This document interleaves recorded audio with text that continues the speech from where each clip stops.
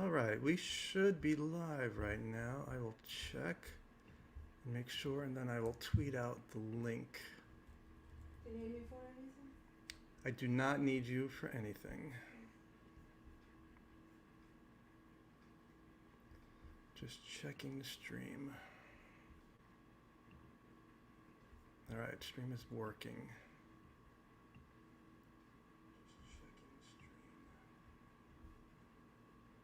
Close that. Invite. All right. In case anybody's watching right now, I'm just trying to get the link so people can quote unquote call in.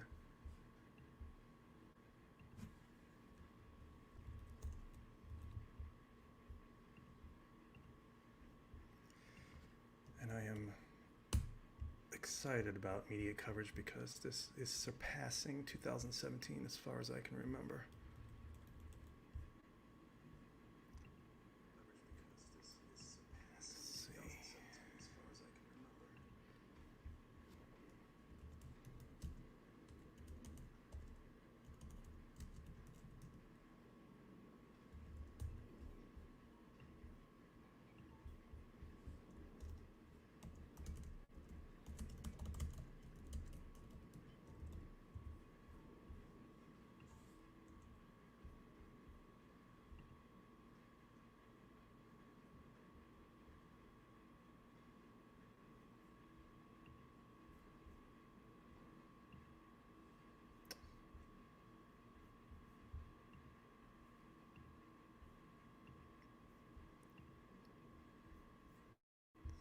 All right, let's see.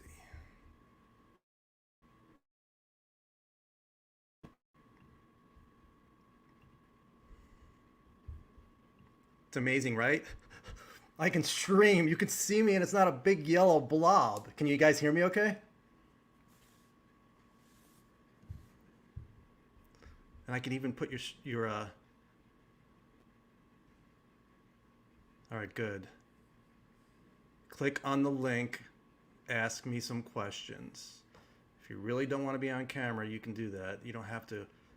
What's up, Allie? You don't have to open your camera, but it would be nice to see people. Yeah, it's amazing. Thanks to Michael and Austin for helping me. But StreamYard's pretty easy once you get past the basics, which I had not in the past. Let's see. See, I can put your comments up on the screen. I'm excited about what's going on. This I wouldn't say it blows away 2017 coverage media-wise, but it is unbelievable.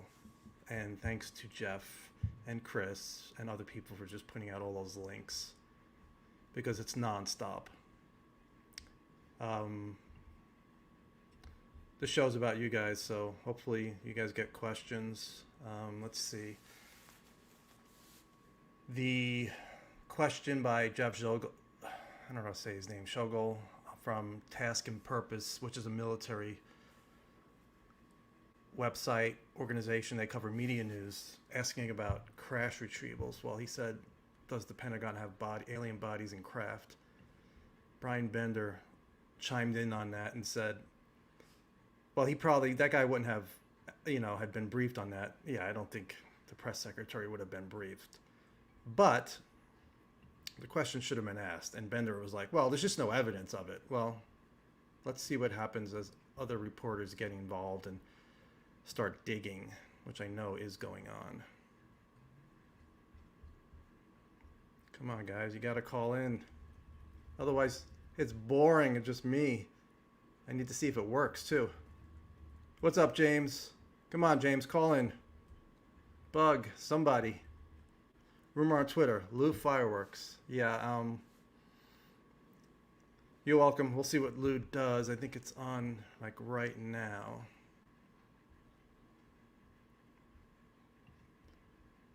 But I will only continue to do this if... I sent the link out. Oh, I could put the link here. Hold on. That would be smart to put the link here. I put it on Twitter, but I could put it here. So try. Hold on. Invite. There we go. So that's the invite. So try that. You're not really calling, but I don't know how I got your comment on there, Chris. Try that link, and then you should pop into my studio, and then I just add you, and then we go from there. And I may need to mute this, but we'll see.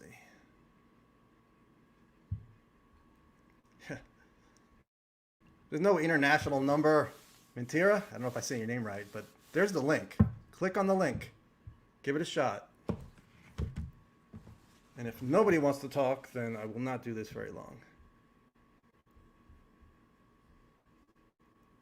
You're welcome, UFOs on the level. Glad to do it. I don't think I cannot do it. Even if I want to not do it, I don't think I could avoid this. Here we go. Here's Chris. Audio stream. I can hear you clear already, Chris. Yes, good. I'm glad you can hear me. You're my first caller ever. What's your name and where are you calling from, sir? Area 51, and my name's Art. Are you flying in a plane above the Yes. S4 test site? Yes. How are you? Good, I'm great. You sound great. And so If you hear my son, I apologize. No, it's good. I'm going to add somebody else. We'll have a three-way conversation. It's going to be audio. Whoa. Mentira? Yeah, it's me. So we have three of you guys. How you doing, Mentira? Am I saying it right? Well, my name is actually Gabby, but you can call me whatever you want. Gabby, where are you calling from? I'm calling from Mexico City, man. I'm actually the guy that's been asking you for months about that alien human collaboration blog. I'm like, I hope Gabby doesn't ask me about the alien human story. You know, How's that going on? You know, that involved remote viewer Lynn Buchanan. I will send you something, Gabby. So just send me an email. I'll send you a DM and we'll exchange emails. What do you guys? Cool. So Chris, what do you think about what's going on? Then we'll get to Gabby. I thought today was amazing. I can't believe Jeff Schogel reached out to me in the middle of a hardware store and asked me to give a quote on a story he was working on, and it's going to be featured tomorrow. That's great. Yeah, it's been a mind trip. And then on top of that, my wife finally saw the news and she's like, I guess you're right. And that's all she would say. Vindication. Yeah, I have not gotten that at all. Although my ex-wife did say, did you know about these 11 objects surrounding a ship? I'm like, yeah, that's what Jeremy Corbell was working on. That's the radar. So what do you think, Gabby? Joe, give me 1 minute so I can plug my headphones and we don't have this like strange lag. All right. Chris, no problem. I'll be back. Yeah. Jeff did reach out to me, and unfortunately, I took too much time to get it to him, and I missed my opportunity. Listen, I already know what I was doing. I was like, wow, you want me? I'm a nobody. I always think the same way. Why would anybody care what I I literally thought it was a joke. I know. It's like when I first started doing this, anytime I got feedback, I was like, wow, people actually are curious. They're curious, you know, so they like what I'm doing, but it still surprises me that anybody wants to hear anything I have to say. Yeah, I'm just so happy for you, for Danny, for Giuliano. This is amazing. It surpasses 2017 by light years now, in my opinion. I agree. It's everywhere. How are you? Glad you made it. Yeah, it's incredible, and I really didn't think we'd get a question about alien bodies and craft so soon. So that was a nice surprise, and yeah, I didn't expect an answer on that, but the fact that he asked it, and I think other reporters, hopefully they, like I said, they just need to dig. I don't think they're going to be able to dig and get access to that stuff, but at least we can get information like Ross did in his documentary when he said he had 3. High government officials saying, that we have craft. And then he mentioned bodies too. And Ross is top of the line. People need to follow his lead. Yeah, I agree. Totally. Yeah, I'm just in awe. Right now, I'm on cloud nine. I'm so happy. Uh, I don't know. I mean, I'm beside myself, really, to be perfectly honest. I can't wait. And I don't really, like, he wanted to know, this is Jeff, wanted to know my opinion of the report. I said, well, it's not up yet. Just because the New York Times got anonymous sources to comment on it doesn't mean anything because we have yet to see what the IG is going to do or say with the DOD. So until that happens, I'm going to wait till June 25th or beyond to make a judgment on yes, it's good or no, it's bad. But no, this media coverage is amazing. It's just, yeah, Joe, I'm just so excited. And I agree. I agree. We have not seen the report. They say 100. I think 120 encounters that are going to be in the report. There could be some really interesting things in there, some really interesting details. But and I said in my attempt at writing to Jeff, I said I need to know what's in that report before I can really say much about it. But I mean, I I I think what we wanted, and it was really it was disappointing at first when I saw the headline. But what we wanted is for them to say it's not ours. It's not foreign adversarial. So it only leaves one possibility. So they still left the door open apparently on foreign adversarial, which okay, some of it probably is, but I think we all know that some of it is definitely not. Yeah, no, I mean, again, I go back to Russia's broke. I don't care what anybody says. Russia's broke. Their two largest aerospace companies had to merge.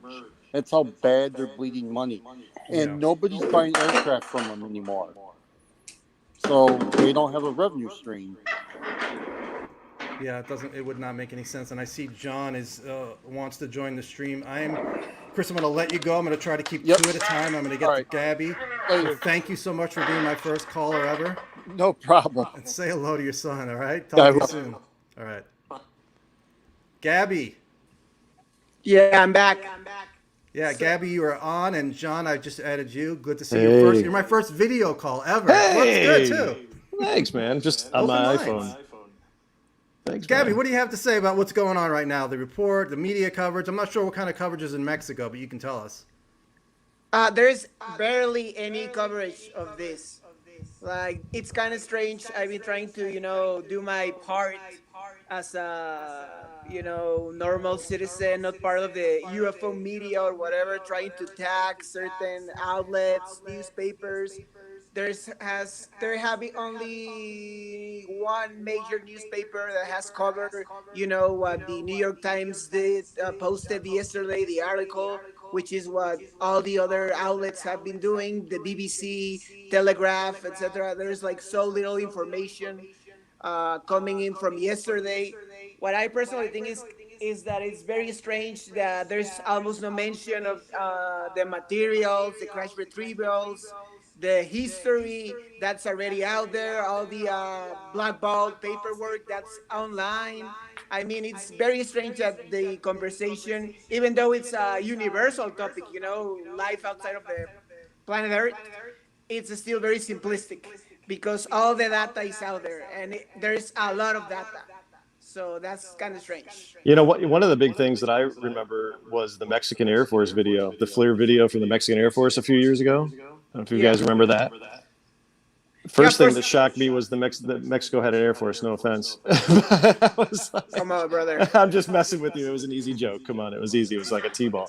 But no, seriously, I was really surprised at that video. It was really the data was all there. It was really authentic. Nothing was really redacted from any of that. It was just kind of released. And I remember it making a big splash for a while, but then it kind of fizzled out. But I mean, I was under the impression, and maybe this is wrong. Maybe you can tell us that in Mexico, it's almost like an everyday thing. It's like, oh yeah, they're up there all the time. A lot of the biggest sightings in the world, I think, from Mexico, and it's just kind of like it's not a big deal for people, right? I mean, UFO media, media coverage in Mexico has been mainly done by this guy, Jaime Maussan, Right. who's like Yep. a huge media personality. But that has caused a lot of people to be turned off by it, because of his sensationalistic approach.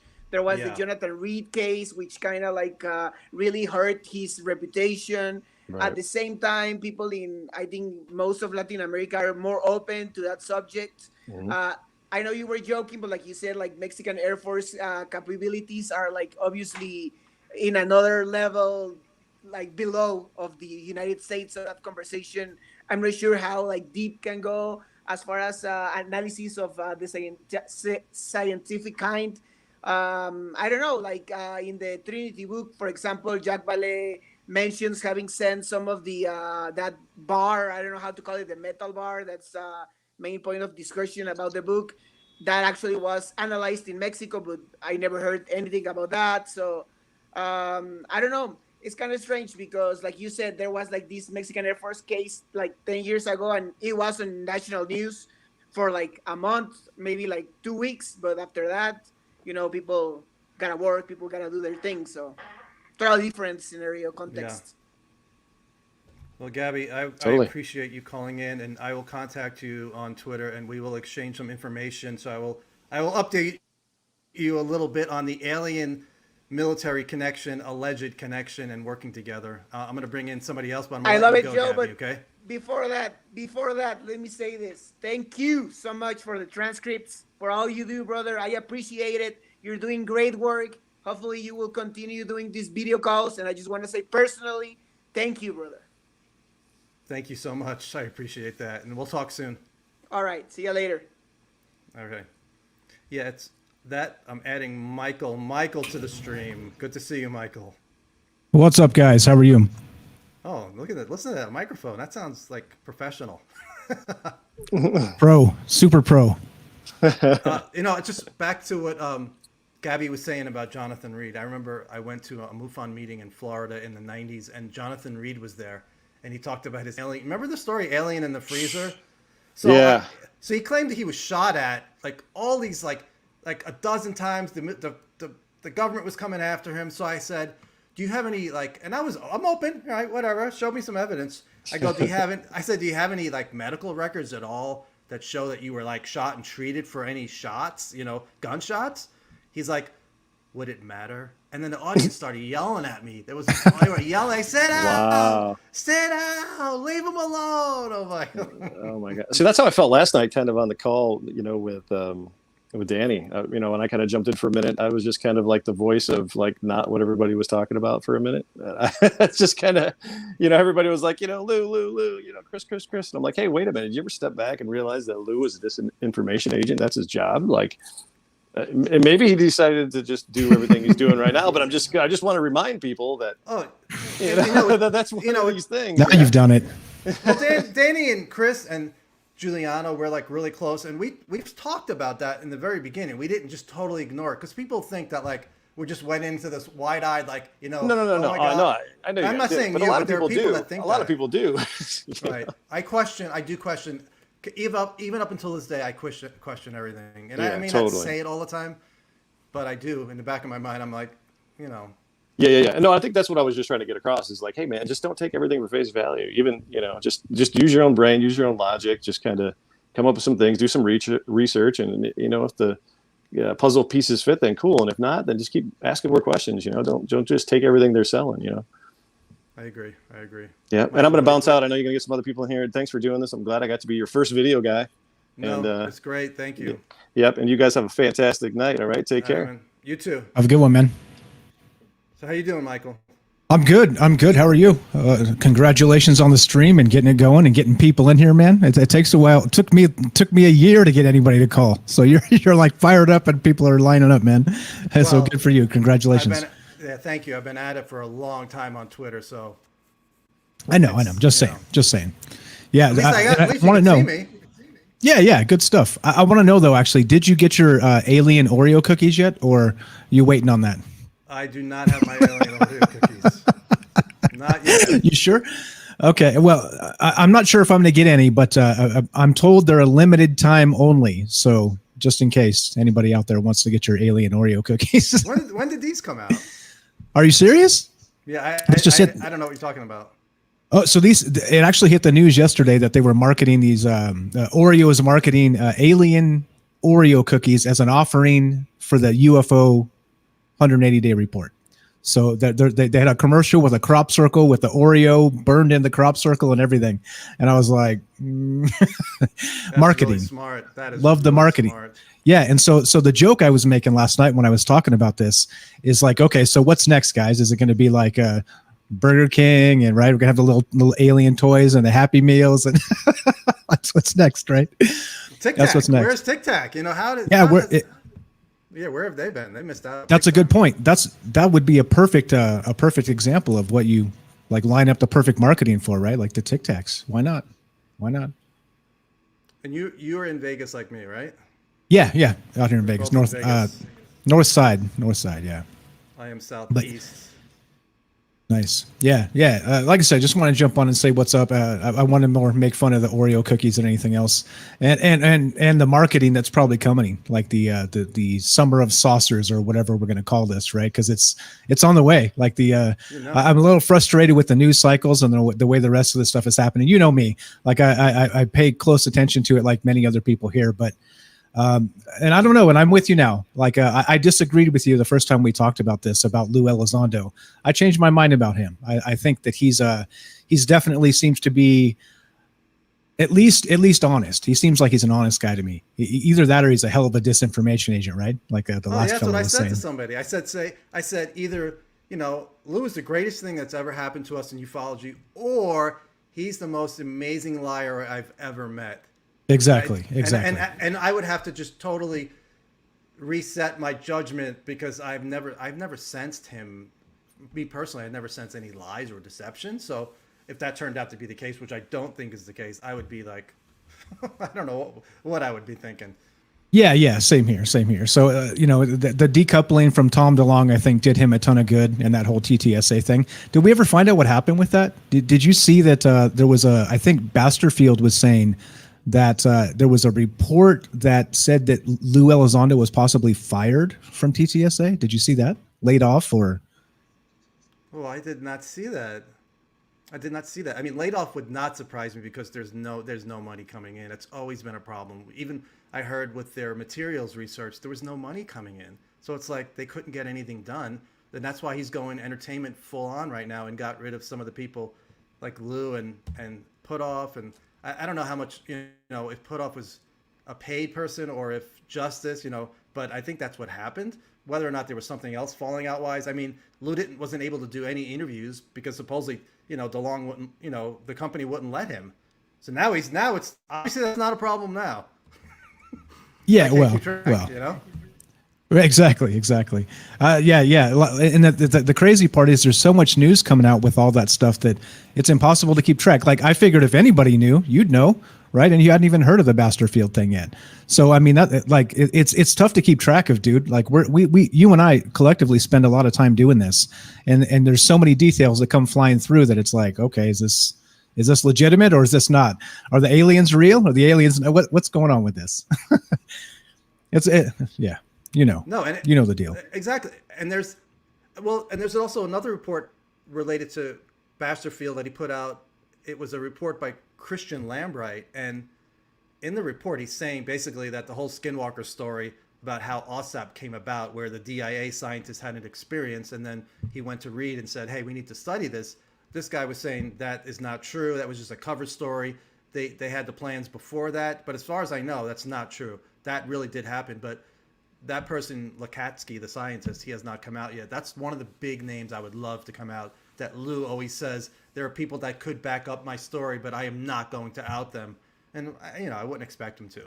The guy wants to stay in the shadows that I mean, I felt bad mentioning his name, but, I didn't make any promises. There are people that made promises not to bring his name up, but I tried not to bring it up too much. He's I can't remember what I read recently, but somebody was trying to get an interview with him. Was it Jason Colavito or one of those guys? I don't know. They were trying to expose him or something. I don't know if it's that guy. Anyway, I'll have to follow up on that. But it just I did see his name in a report recently where somebody was trying to get an interview with him, and you may know the source on that. But I don't know. Like I said, so much. There's so much information here to kind of track down, and his is a big name in there. that probably knows a ton of the things that the questions we end up asking all the time. So Oh, he would know so much. And I did not hear that somebody was trying to get an interview with him. But back to the media coverage, it was nice to see the media laughing. But today, CBS this morning, they were laughing at the government for saying we can't, we don't have any evidence of aliens, but we also can't rule it out. So they're like, what kind of answer is that? So it was they really changed the nice. headline. They changed the headline, and I know, Yeah. where people are like, well, UFO Twitter got them to change the headline. I don't know if that's the case. Whatever happened, they changed the headline, which was nice. But of course, a lot of people will not see the second headline. They'll see the first headline. Yeah, exactly. Well, and that's the game, isn't it? And then 3 days down the road, they'll retract something in there and put a little correction at the bottom or something. It's the game they play. Milk the clicks and then change the story and then never circle back. And that's what makes it frustrating, right? We're dealing with a dishonest media corps, and yeah. Anyway. Yeah. Well, I want to see if the New York Times does a follow up on the crash retrieval stuff, because there's more information there. And like I said, Jeff Shogel asking that question today. I don't know if did you see that with the press secretary, the Pentagon press secretary? He asked him, does the Pentagon have a craft or crafts? He said crafts and bodies, and he didn't answer the question. He doesn't answer any of those. He doesn't answer any UAP questions. He just says, I don't want to get ahead of the report that hasn't been issued yet. When the report comes out, then I can talk about it. But it was nice to see the question, because it's a hard question to ask. He even said, he goes, I don't really know how to say this except to just come out and say it. But do you have alien bodies and craft? Right.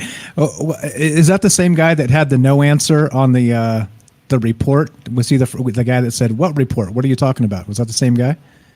I think so. Yeah. Okay. I think so. It could be. But then there was Bill Nelson, who was a former senator from Florida, who was asked in a group setting. That might have been when they asked him to comment, and he said, "You want me to comment on it?" I'm like, yeah, you're the head of NASA. You're the head Exactly. of NASA. And he was asked in another interview if he was going to work with the Pentagon. He's like, right now we're not, but if we get something, we'll let the Pentagon know. And he said he was briefed in 2018, and he talked to some of the fighter pilots. He's like, some people think it's like some visual aberration. He goes, I don't think that's the case. These pilots are, they believe that they saw something real, but he wouldn't go much further than that. He's been the head of NASA for a month, I think. Yeah, I saw an article, actually, I think it hit today, where they said that NASA is now going to also start investigating for extraterrestrial life. So we'll see where that ends up, if anywhere. But he said he was actually the guy being interviewed. I think it was on CNN last night or something to that effect. Nice. But everybody's in on the game. China's in on the game. I'm sure you saw that, right? The debrief.org posted that China's got a task force as well, a UFO task force. I don't think I saw that story. See, you're ahead of me. It just hit like 30 minutes ago. Like I was just doing a news show, and I was like, wow, this is handy. I was just starting and it just hit. But Tim McMillan just put it up not too long ago. So it's back to the Foo Fighters when they thought it was us and we thought it was them. I'm sure that's the same situation right now, and I'm sure some of it is adversarial, but all of it. What do you think? No, hell no. And I'm talking about East Coast, West Coast since 2019, 2015. I'm not talking about everything, but what do you think about the 2015 incidents like the Go Fast and the Gimbal and the 2019 West Coast events? Okay, so I think it's suspicious relatively that they selected the videos they did. Because if you go back to Project Blue Book, there were saucers, there were cigar shapes, there were orbs, there were all kinds of reports, compelling reports, like up to 1,000 of them even, of all kinds of different shapes and sizes.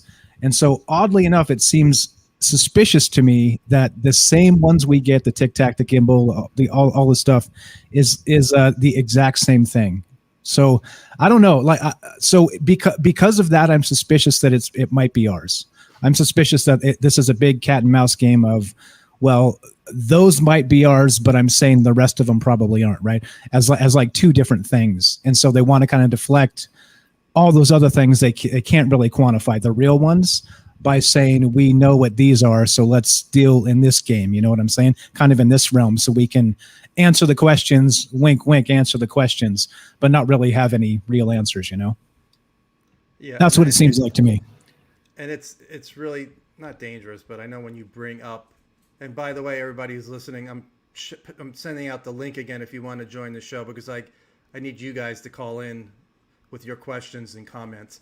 Yeah, if I bring up the fact that I think that some of this tech is ours, I usually get a really a negative response from certain people, and I'm like, and they start showing me like cases that show that it's not ours. I'm like, I'm not saying everything is ours. I said some of it might be ours, you know. And I point to Will Miller, who had a lot of access to. I think it was like 5 or 6 special access programs he was read into. He thinks we have craft that can go anywhere, anytime in the universe. So, you know, no evidence of that, but he's a top guy who Leslie Keene called a true insider in her book. So I definitely listen to what he has to say, and I take it seriously. Yeah, and didn't was it John Lear that said we have the technology to take ET home or something like that? Ben Rich supposedly said Was that. it But Ben Rich? if you look into that, it's questionable. But we do have somebody else, and Michael, you can stay if you want. It's up to you. Go ahead and take him. I just wanted to call and say hi. Make sure you got your alien Oreos. Good job, bro. We'll talk to you soon. Michael, it was great. Thank you for calling in. Thanks, man. Thanks. Black tie. Kind of caught me off guard there. I wasn't expecting to be included to this. Hey, I apologize for not having a camera. I wasn't actually expecting to come, so you're just gonna have to hit audio now if you'd like to chat for a little bit. Audio is good. Yeah. What do you think about going? Where are you calling from, by the way? I'm in New York, actually. I'm in New York. You know, just so amazed at all this news. I've literally been at work all day, you know, having like serious discussions with people that I wouldn't even expect to be intrigued at this stuff, you know, talking about, you know, interdimensional hypotheses and everything else. I mean, just absolutely just incredible, you know, and then to drive home and see, you know, the head of NASA actually acknowledge, the chief of NASA, Bill Nelson, acknowledge the fact that, you know, he was previously briefed on this stuff. He's bringing scientists into this. It literally feels like I'm just in the Twilight Zone right now. You know, this information is just so overwhelming. I don't know. You've been doing this broadcast. I don't know if you saw like Lou Elizondo was just on Fox News right now with Tucker Carlson. He's showing FOIA. Oh, it was great. He was just showing FOIA documents, you know, acknowledging that this phenomena has been, as a matter of public record, at least from the government standpoint, for at least 70 years, showing that. So, you know, just killing the argument that we all know this. I mean, again, we're slowly trying to educate the public about, you know, this phenomena, but, you know, just ruling out the argument of Russia, you know, showing that when you know, the Soviet Union fell in the late 90s, early 90s, you know, that they were disclosing information about how they were having incursions the same as us. Lou acknowledged the connection between nuclear facilities and UFOs. You know, China, again, it's laughable. They have 1/10 of the budget that we have. They steal a lot of our technology. So somehow they've come up with technology that's thousands of years more advanced than us. I mean, you know, it's comical, you know, and I'm just, you know, again, I'm excited at the point of disclosure. You know, just you know, full disclosure myself, you know, like I have, you know, political experience, so I understand the process itself. And that's why, you know, I've said this yesterday during the chat. I agree with the approach of Lou, the approach of Chris Mellon, that you have to have a proper format to disclose this information publicly. So I once again say that I appreciate how they went through this process to get this declassified information out. That way the government has no choice but to confirm it. And that way you can back them into a corner. You know, so at this point now, when you have the press conferences with the Pentagon, what are they going to say? You know, and what I always go back to is, even though the questions are being brought up, what I'm going to be really happy with is when the reporters bring up the question without a laugh. I mean, this is just no joking matter. You know, watching old interviews with, McDonald, the old UFO investigator. You know, this is a guy who was a credible researcher who was driven to suicide for reporting something that we're all talking about right now. Think about that. You know, think about the thousands of people whose lives are destroyed because of this, because they're just reporting the truth and doing their jobs. So, you know, to me, I don't consider that a laughing matter. I don't, you know, and I think this is something that needs to be taken seriously. So, you know, I really do take offense with the Neil deGrasse Tysons and all these people that try to discredit what's actually happening. They don't have an opinion on it, do they? Other than just laughing. It's all mocking, and I didn't know that McDonald had committed suicide. But there is another He committed person. suicide. Yeah, and yeah, he Go just ahead. really quick. He committed suicide. He was brought up to it was like a congressional hearing on something else. I don't remember the backstory, but I would, you know, encourage people to look that up. It was James McDonald, I believe his first name was. James McDonald, He yes. was you know, James McDonald, yeah, and he was going to like some type of congressional hearing, and one of the senators or Congress people, they tried to discredit what he was talking about. They were like, "How can we take the testimony of someone who believes in UFOs? Your you know, testimony is not just excellent, or you know, I'm sorry for you know, better choice of words, like it wasn't That's fine. fallible."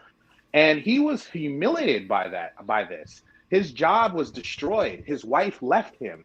He ended up committing suicide by shooting himself in the head. This is a credible researcher. This is, you know, and again, this is just one example. You know, the story that Stanton Friedman talks about with the Japanese pilot from the incident in the 80s, you know, where this person saw an incident, reported it, it was logged, and they were going to remove him from pilot duty. You know, these things need to be made whole. You know, the reality is that those people are who I think about. So, you know, when I get passionate about it, I think about those people that you know, were just doing their jobs, their lives are destroyed, and they need to be made whole. And I think at this moment, no laughing, no Yeah. laughing, unless you can come up with a more credible answer as to what's happening, and not some bullshit that Mick West is talking about some balloons, right? Yeah, some you know, balloons that move hypersonically and can take right angle turns and can go underwater in the sea, right? Come on, people, really?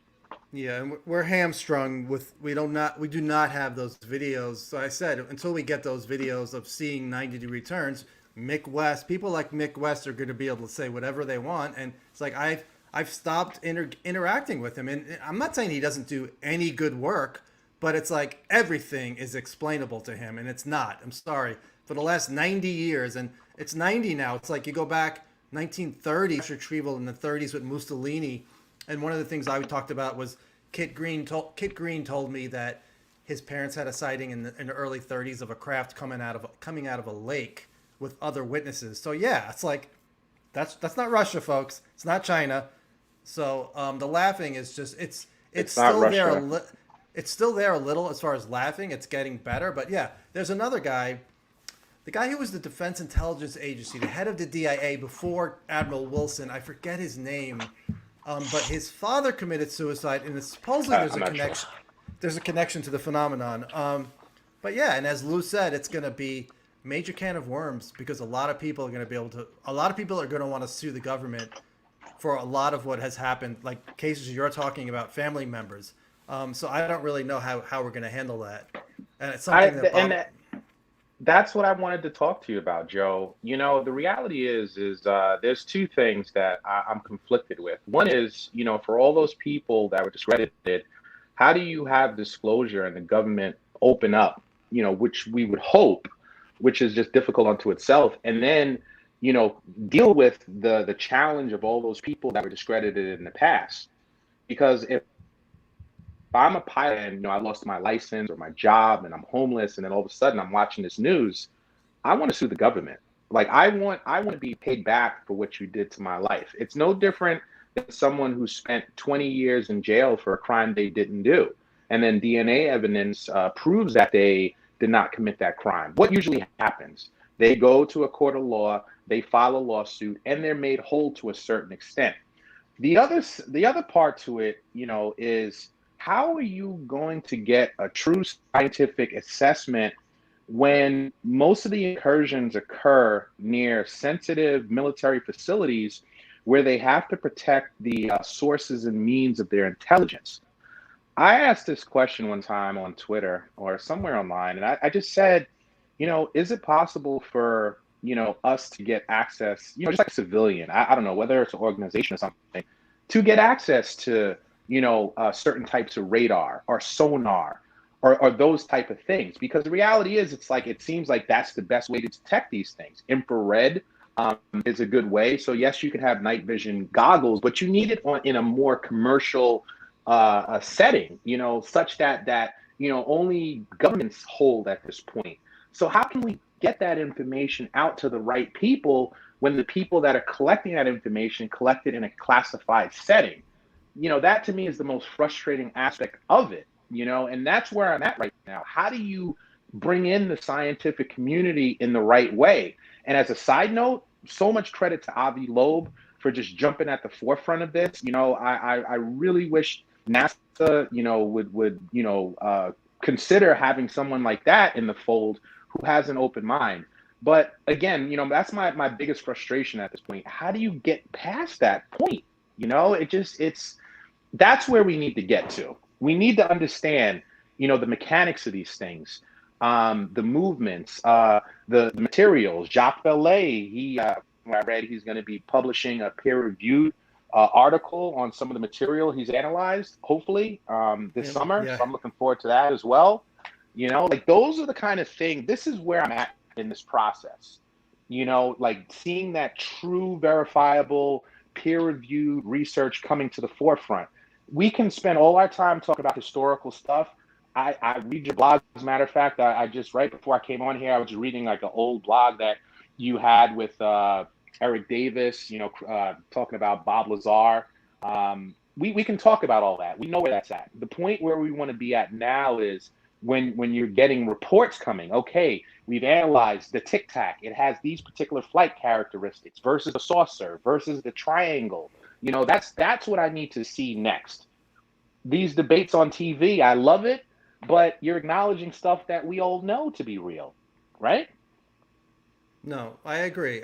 Right now, and I do feel for some of these people because they've made fun of it for so long, and they're forced to acknowledge it right now because their news organizations are like, we need to cover this. This is big news. This is going to get us viewers. I'm not necessarily sure every one of those reporters has totally bought into this subject, but like I said, with my family, I don't have any feedback whatsoever. They're totally ignoring it.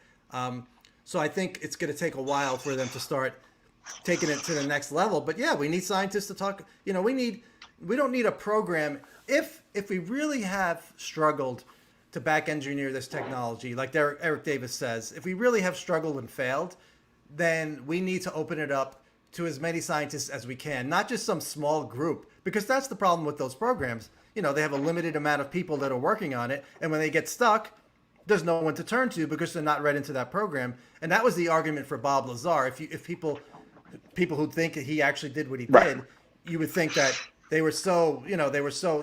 came up against a brick wall, and they're like, well, this guy's really not a physicist with a degree, but he thinks outside of the box. Let's give it a shot. That's my Bob Lazar is telling the truth side, and then I have the other side.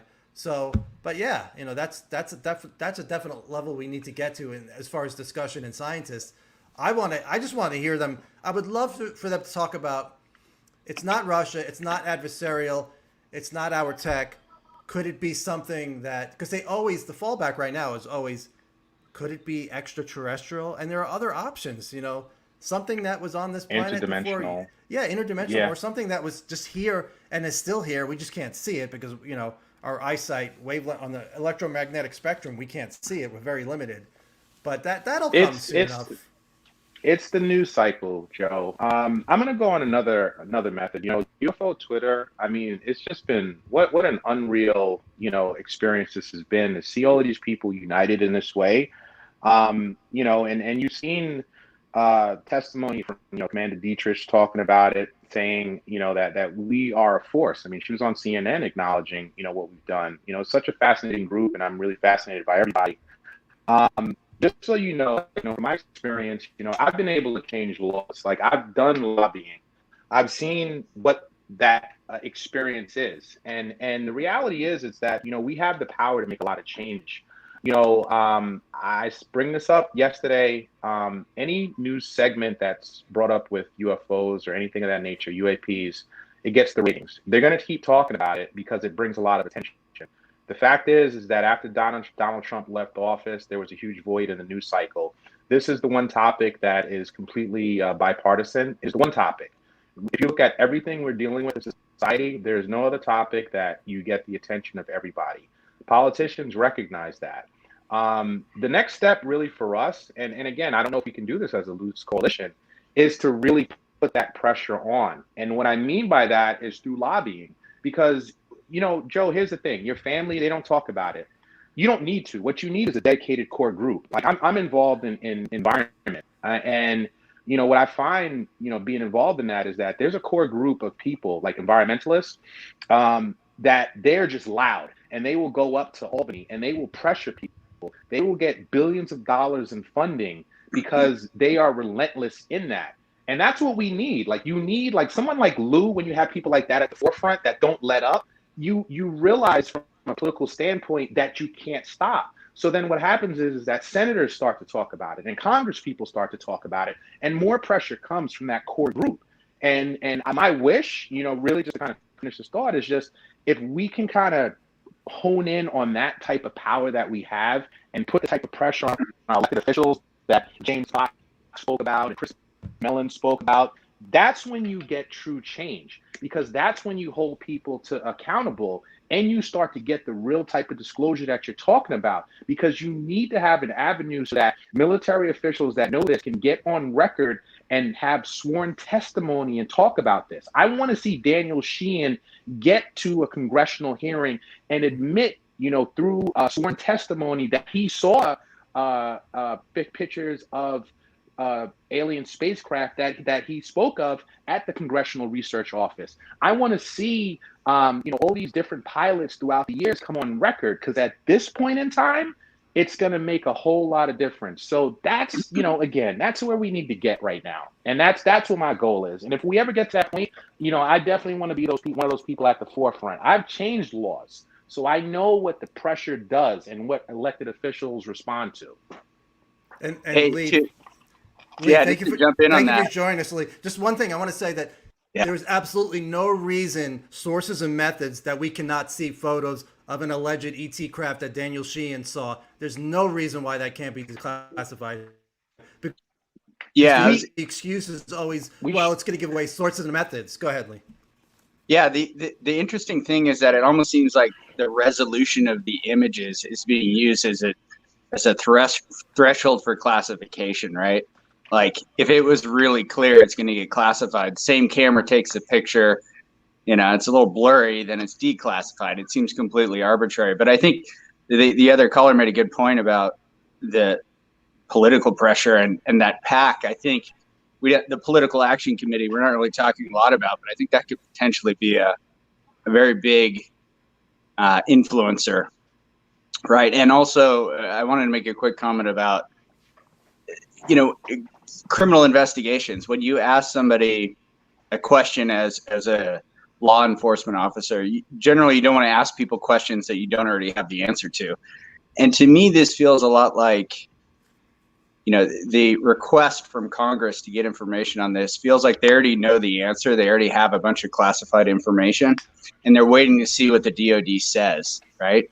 And if you look at Lou Elizondo and his situation, his kind of legal setup, what if the classified report says nothing to see here, and then Lou Elizondo discloses classified information that contradicts what they just said, right? How does that shake out, right? I mean, the DoD saying there's nothing there. He releases classified information that contradicts them.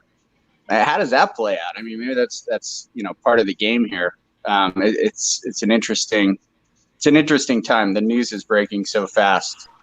I don't think Lou would do that, but I've said it before. Daniel Sheehan said that Dr. Eric Davis briefed Rubio and told him and said the UAP task force and the ONI thinks that this group of objects that are in in our, what do they call, what did Susan Goff call them, examinations, what they're being shown, they're considered UAP. They're not considered. They have ruled out China and Russia, and they've ruled out our technology. So, and I believe that to be true. That happened. So they know, and that's why Rubio has been talking about it so much. So how are they going to react? Are the senators? Rubio can really, and I'm not a Rubio fan, but people need to get over the politics. If Rubio steps up and says, "Listen, this report I agree. does not go far enough. It does not go far enough." He's going to be like a champion in a lot of people's eyes, especially if we get more information based on what he says. What do you guys think? I completely agree, and that's why Senator Warner's backing him up too. Every single senator that's been part of this intelligence committee, they're saying the same thing, and I think they're aware of it. Here's the thing: the report is not going to discount anything that happens. I'm not sure what's going to happen with regards to the crash retrieval. If I'm going to play devil's advocate, as far as the crash retrieval, unless you've done isotopic analysis and you can see that the isotopes of the different materials are different ratios, then it's hard to definitively prove one way or another. I mean, right? Isn't that what Jacques Vallée's trying to do? You can say we have material, but unless they're going to flat out admit that, there's a UFO spacecraft that's in a hangar in S4, you can always discount that to a certain extent. Yes, Eric Davis spoke about it. That did come up with the classified briefings. He brought it up. To what extent, we don't know. Did he actually show pictures of the material? Did he go into details on the isotopic compositions? I don't know. I'm so intrigued by that. And the other thing is, why has Eric Davis gone quiet during this time? I do know the answer. I know the answer to that. Yeah, is he worried about his classification being pulled? No, Brian Bender reported this. It was last year that where Eric Davis works, and I don't even want to mention the name. I don't even want to get him in any trouble in mentioning his name, but they don't want him to talk about it because after the New York Times article came out, they put the kibosh on any media interviews for him because if he was able to talk right now, he would be on every newscast and he would be talking about the crash retrieval program. And you make a great point. Materials are one thing. That even if it turns out, we can't figure out how to make this, here's the report, scientists will look at that. But if we had an intact craft, which I think we do, that's a totally different story. But his voice his voice is so missed right now, and I wish he could talk, but that's his job, so he can't go against their wishes right now.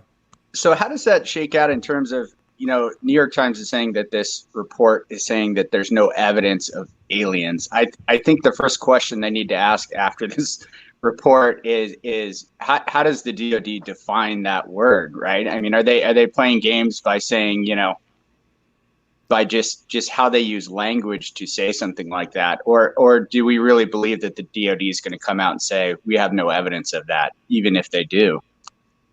Yeah, a lot of people have brought that up. It's like, what would constitute evidence of aliens or non-humans? And for me to know definitively, we would have to see the craft and then say, we found these bodies and these bodies are not human. I think that's the only thing that would settle it 100%, because there's always going to be people saying, that video, we can't tell if that's alien. That video could be some natural phenomenon. It's always going to be that. I mean, even if we, obviously we need to see the 90-degree turns and the instantaneous acceleration. And if it would be great if somebody like Neil deGrasse Tyson saw that and said, we don't, other scientists, we don't have that technology. There's no way is that made on this planet. That would be great. But I think the next level, and I don't know if we'll get it in my lifetime, but seeing a craft and bodies, and I do think we have that stuff.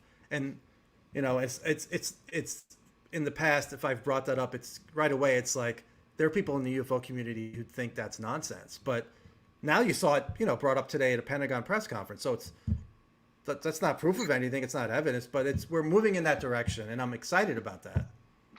It'll be interesting to see his comment, because he keeps saying, I don't want to get ahead of the report. Well, what happens after the report? What's he going to say, right? It's going to be interesting to watch. Yeah, once the report comes out, he's like, okay, the report is out. We have an intact craft. We have alien bodies. I was just waiting for the report. Am I still low? Am I low? Is my microphone low? No, you sound good. Better. Every so often, Okay. it sounds like it breaks in and out, but it's great. Huh. The Air Force. Why has the Air Force been so conspicuously silent during this whole process? The history of everything of our incursions has been centered around the Air Force, right? I mean, we can go back to Project Blue Book and everything therein. Um, they are our national defense. They are the ones that get scrambled if something pulls up to the White House. They have been completely quiet during this whole process. The only thing that this report is really going to focus on is the incursions that occurred by the Navy. And to your point, Joe, if we're going to be talking about retrieved materials or craft or anything else, the Air Force would probably be directly involved. It would be either the Air Force, the DOE, or some private contractor, right? The Navy, as with all government agencies, they don't communicate with each other. I mean, I see that in my own sector. So the Navy and Air Force, they're not communicating. The Navy's taking their own initiative to report this because they're well ahead of the game in public disclosure. But what do we do about the Air Force? How do we get them to admit? Because if you want to talk about crash retrievals, then it has to come from the Air Force. And I'll tell you this, if there were crash materials, in my opinion, by the Navy, it most likely would have came out already. Because the Navy seems to have no problem in releasing anything based on what we've seen. And the Air Force, I've heard various people like Eric Davis and Hal Puthoff have hinted. Well, Eric Davis basically said there were some witnesses who were working with them talking about some of their encounters, but as a whole, they must feel that they're going to get slammed when it all comes out. How much they covered up, how much they hid, and I think that's why they're so reticent. Joe, every historical story that you hear from Holloman Air Force Base to the history with Project Blue Book, the classified files that Dan Sheehan saw. To me, it all comes back to the Air Force. I mean, it really does, and they're the one agency that doesn't speak about anything. Like, they don't. Like, how is that possible? So only fighter jets on Navy warships see this stuff. That's the narrative that they're trying to push out through their silence. So the whole time I'm watching this, I'm really curious, when are we going to hear something from the Air Force? Why is nobody talking about the Air Force? Every document that gets published through FOIA requests that's historical, it's all Air Force stuff. They're the ones that in every story, from all the disclosure stuff, and again, people say whatever they want to say about Stephen Greer, but when he had those military officials come out, more often than not, anytime that they saw something, it was connected to the Air Force. Was it not? Right. Yes. Well, NASA's coming out now, so perhaps the Air Force is going to go down a similar path. Okay, so let's talk about NASA. Let's talk about Edgar Mitchell, and all these other astronauts that were connected to the Air Force. Were they not Air Force pilots prior to that? Were they not talking about incursions that came during their period in the Air Force? It's like this missing piece that I would love to see someone on a national stage bring up. I would love to see some person, whether it's Tucker Carlson or whoever, bring that up. Where's the Air Force? How come we can't hear from them? Why are they acting like nothing's going on? They did this study how many decades ago? Why are they not saying anything? Why is it just the Navy? That to me, that silence is obvious what's happening right now. I feel like the mainstream journalists are all doing a ton of research right now. Getting through Joe's blog will take you a couple weeks. So, I feel like Joe, they're how do you ask do this?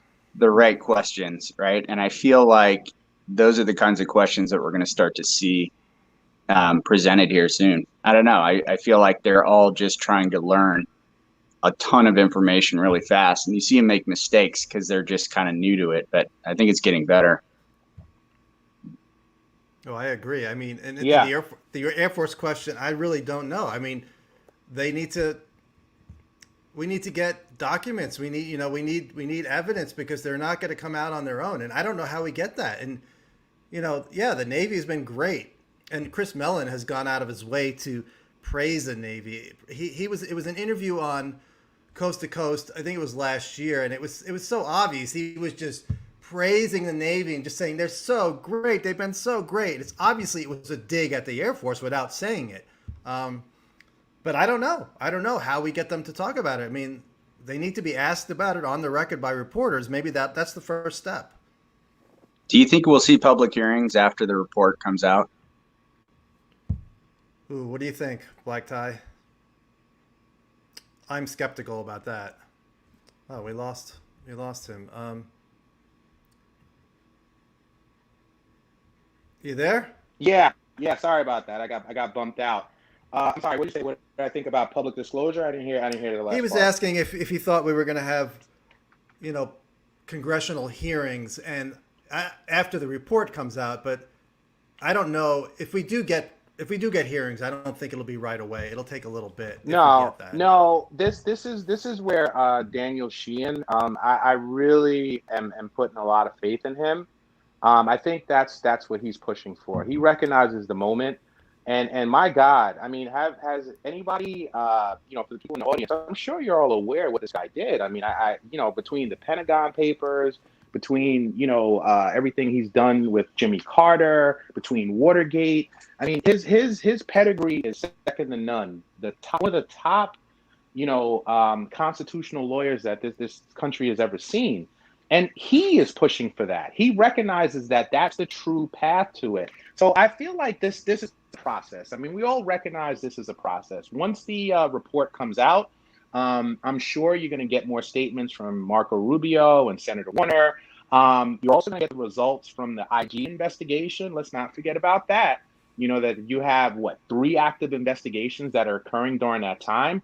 And I'm confident that they're going to find discrepancies between what's disclosed. The fact that they've obfuscated Lou Elizondo in his credibility, deleting his emails. I mean, we can go into a whole talk about that. So once we kind of get past that point, I think that there will, in my opinion, eventually reach a point that we may get to, a congressional hearing. I mean, that may take a year, though, and I feel like, people, you see a lot of stuff happening, but you really got to recognize that, especially in government, there is a process, so there's no time like the present. Everything is moving according to the way it needs to. I'm confident that there'll be more videos and photos released that'll kind of stir the fire up. What I would love to hear as well? Aside from a comment that we got from China, I would love to hear Putin chime in. I would love to hear him say something and just laughably say that, no, we don't have this. As a matter of fact, we've been studying this as well. That would be United great. Nations. How about the United Nations? Because, again, you see the organizations that are coming out like ICER, right? The International Coalition of Extraterrestrial Research. Hopefully I didn't get their acronym wrong. But again, they're pushing for something at a United Nations level. This is not going to be what occurred with Grenada many years ago, where, J. Allen Hynek goes to the UN and he said stuff on behalf of Grenada. That's not going to be the case. I think now you're going to have support from countries like France, from Brazil, from Chile, from Costa Rica, and hopefully you'll have United States representation in that.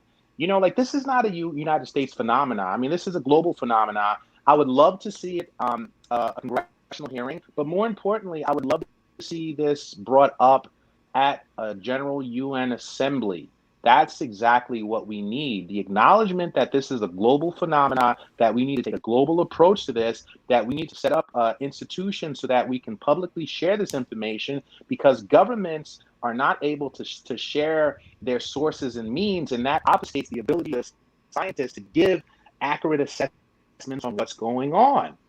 That's where we need to get to. I swear to God, it just, So Daniel Sheehan, just doubling back, I have a lot of confidence. I'm telling everyone, keep your eye on this guy. If you haven't watched enough interviews with him, watch those. Joe, you did a great blog on him, and I don't even know. I need to get you a bed or something for Christmas, dude, because I don't know how you sleep. Like you're 24 hours, man. But you did a great blog on that. So yeah. I'm right with you on Sheehan, and that's why I did the blog. I'm like, and I had forgotten about him going to see the Project Blue Book files, the classified files, and him taking such a big risk by writing those, tracing down the symbols on his little yellow notepad, yellow legal notepad. But yeah, and I know people like, I can't believe the guy who's representing Dr. Stephen Greer is also representing Luis Elizondo. I'm like, so does it try to separate the two? He's an amazing, like you said. So is right. He's an amazing constitutional lawyer. I mean, between Silkwood and Pentagon Papers and everything else he's worked on, it's just he's a top guy. You want that guy in your corner. Lou's no dummy. Lou knows how good Sheehan is, and he's a big part of this. He's a key. And back to, I think it was last night. Somebody said that somebody who had asked Jimmy Carter. Do you remember who said that? There was somebody who asked Carter about something related to UFOs, and it wasn't Marsha Smith. It's something I had never heard before, and I forgot what it is. But I know what you're talking about. It was it was David Jacobs actually had contact with Carter. I'm not sure. I think Carter may have reached out, somebody from Carter, or the other way around. But there was contact between David Jacobs, because we were trying to figure out what would make Carter cry after being briefed, which I do think happened. I don't know what he was told, and we're always speculating on that. But if there's some sort of connection with David Jacobs, David Jacobs' story, they're going to rule the planet and take over. Has Jimmy Carter ever commented beyond, those initial statements? Like, what has he said as a matter of record since then, or has he dismissed the topic? I don't know if he said anything recently. I don't know. He's just spoken about his sighting. Nothing expansive. Nothing that I would hope it would be great if he did at his older age tell us. Imagine he told us what he was briefed on, but it's classified, so he's not going to do that. These guys don't do that. As far as I know, no, he has not. We just added Omega Point to the stream. Hey, what's up, Welcome. man? How are you? I'm good. Where are you? I am in DFW in Texas, North Texas, so I'm not too far from Danny. Oh, nice. Thank you for coming on. But yeah, thanks for having me, man. So I just went and watched the Tucker Carlson reluctantly, because I'm not a Tucker guy, and I know you aren't either. Right. I watched the Elizondo interview. Have we already discussed this? Did I miss that while I was gone? No. Definitely talk about it. I'm going to bring somebody else on, but just keep talking. Here's what's interesting. He came out, and the first thing he did is pulled out a document, a FOIA document. Now, they didn't zoom in on the document, so we couldn't really see what it said, but it was a FOIA document that he obtained with somebody called Skyfort. And I Googled Skyfort. I can't find anything other than like play structures or something I'd look at for my kid. So I don't know if that's perhaps that could be the contractor that he's working with that we don't know about. I know he's mentioned that he's or we figured out that he's a contractor for the government. I don't remember if he said that or how he discovered that, but so they obtained a FOIA document, and he claims that the FOIA document, and this isn't really news to you and me, but that the government has been having issues with specifically Tic Tacs since for 70 years. That's what he went on Tucker and just dropped on everybody. So that's really interesting. That seems like a change in strategy to me, of basically saying, hey, if you're going to water this down, then I'm going to start dropping these FOIA documents. Now, I don't know if these are documents that we would already have known about, and maybe it's just that he has personally obtained them. I'm not sure if this is in relation to, a specific case. I mean, obviously there are lots of cases with Tic Tac topology, if you will, historically.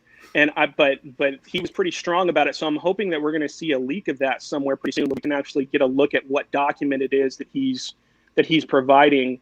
I know that historical stuff was really something that a lot of us were hoping that we would get, because it seems like, if they could give us anything, some of these historical documents would be there. But I don't know, man. It's really interesting, and I know he's supposed to be on with Don Lemon later, so I don't know. Maybe we'll get more details there. Tucker really didn't seem to hone in on the document. He wanted to talk about the nuclear connection, which is obviously awesome. But yeah. So anyway, I just figured I'd come in and kind of talk about. How was it? Somebody said that it was not a great interview on the stream. How was it? More of the same besides the document? No, I mean. Yeah, I mean, basically, besides the document, it seemed like there wasn't really anything new. I mean, he kind of rehashed what he'd already made a statement on Twitter, about he basically just went through the the thinking of how this is, a lot of these things are probably not China and Russia, and we don't need to rehash all those arguments. We know what those arguments are. But other than that, there really wasn't anything new other than that document. So, but you know how Lou does. I mean, he drops these breadcrumbs for us. He gives little subtle things almost every interview. And that document, to be honest with you, yeah, I think that's for the public, but I think even more so, that's for you and me. That's for us here on this stream and on UFO Twitter and just in the UFO community in general to now be salivating looking for this document. So hopefully they FOIA'd it. So, they ought to be able to just release it somewhere.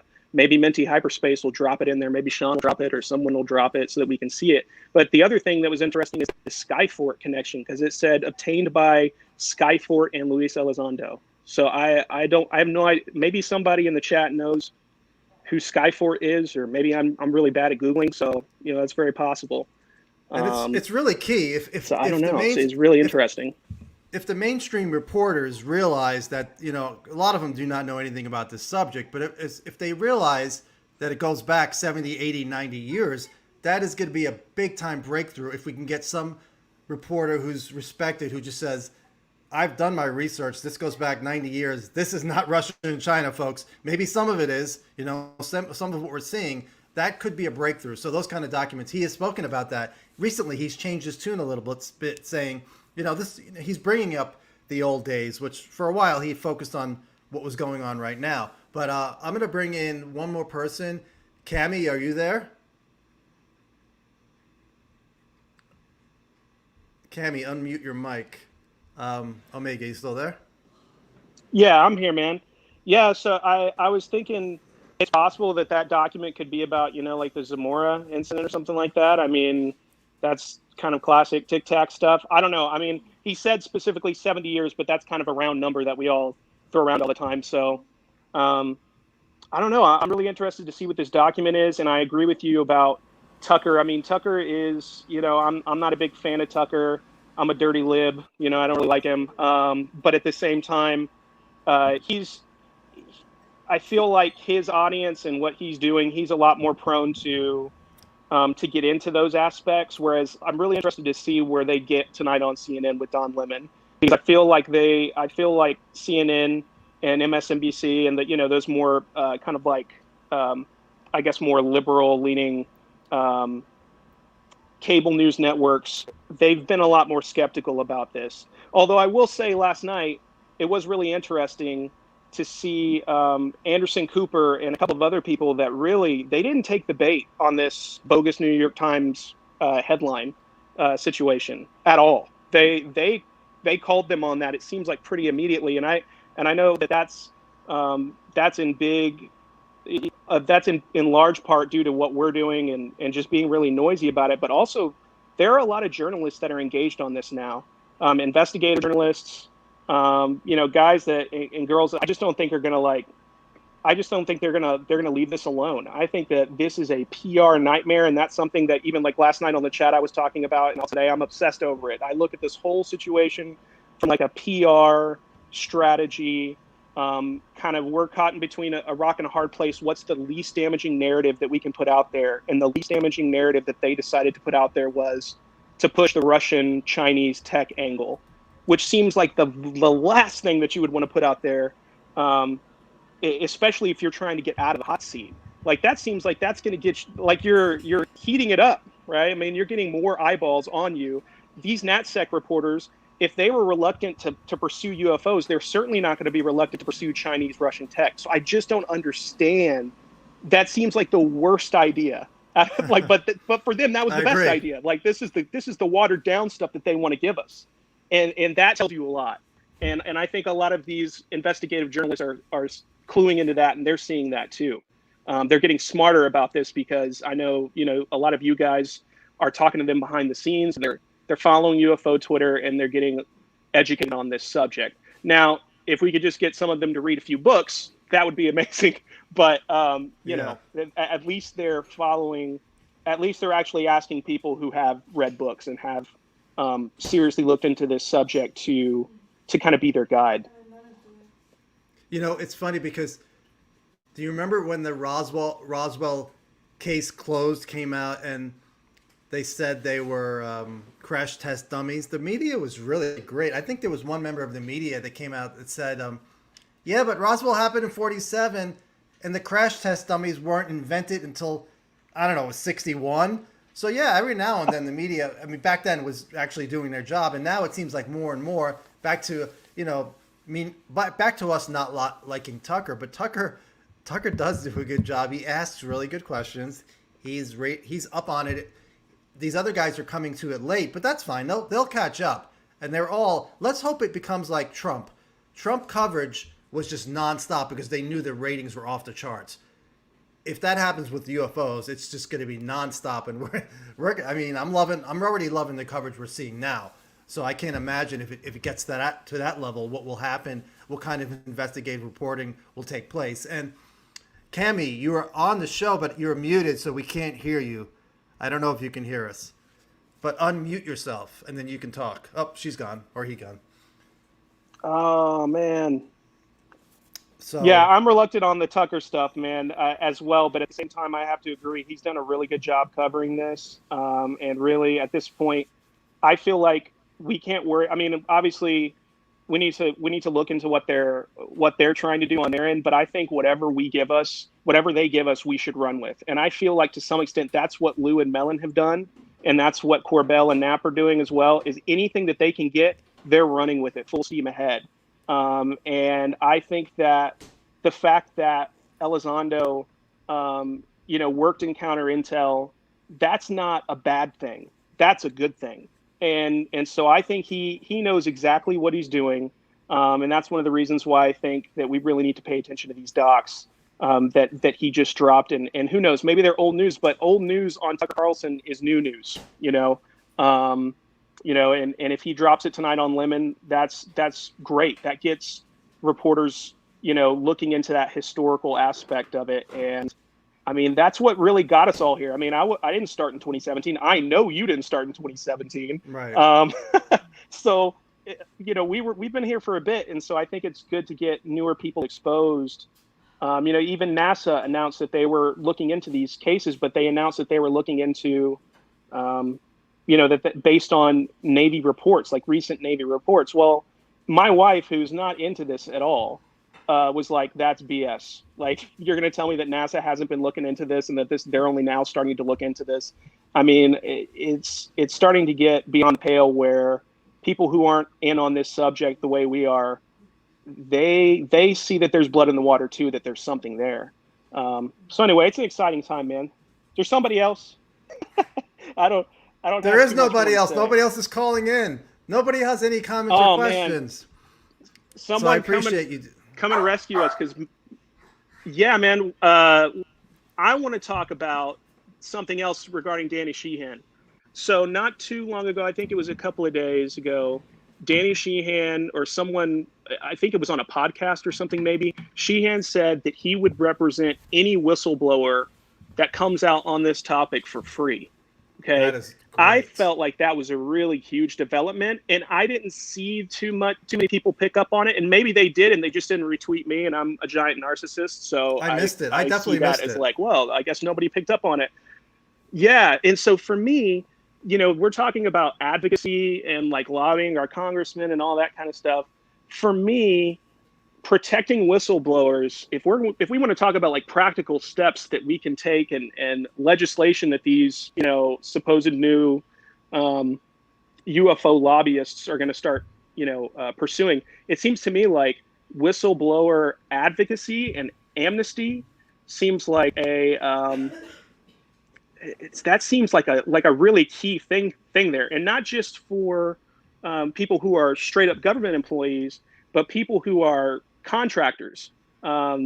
If we can get that kind of protection, if we can get them the same kind of reception that other whistleblowers have had, which is a really warm reception in the media and also from our community, and that seems like a really positive thing. I mean, we know that we're waiting on Hawkeye people, and to come out, and at the same time, I'm all about, I want to hear from some ACOM employees. I want to hear from some URS employees. I want to hear from some EG&G employees.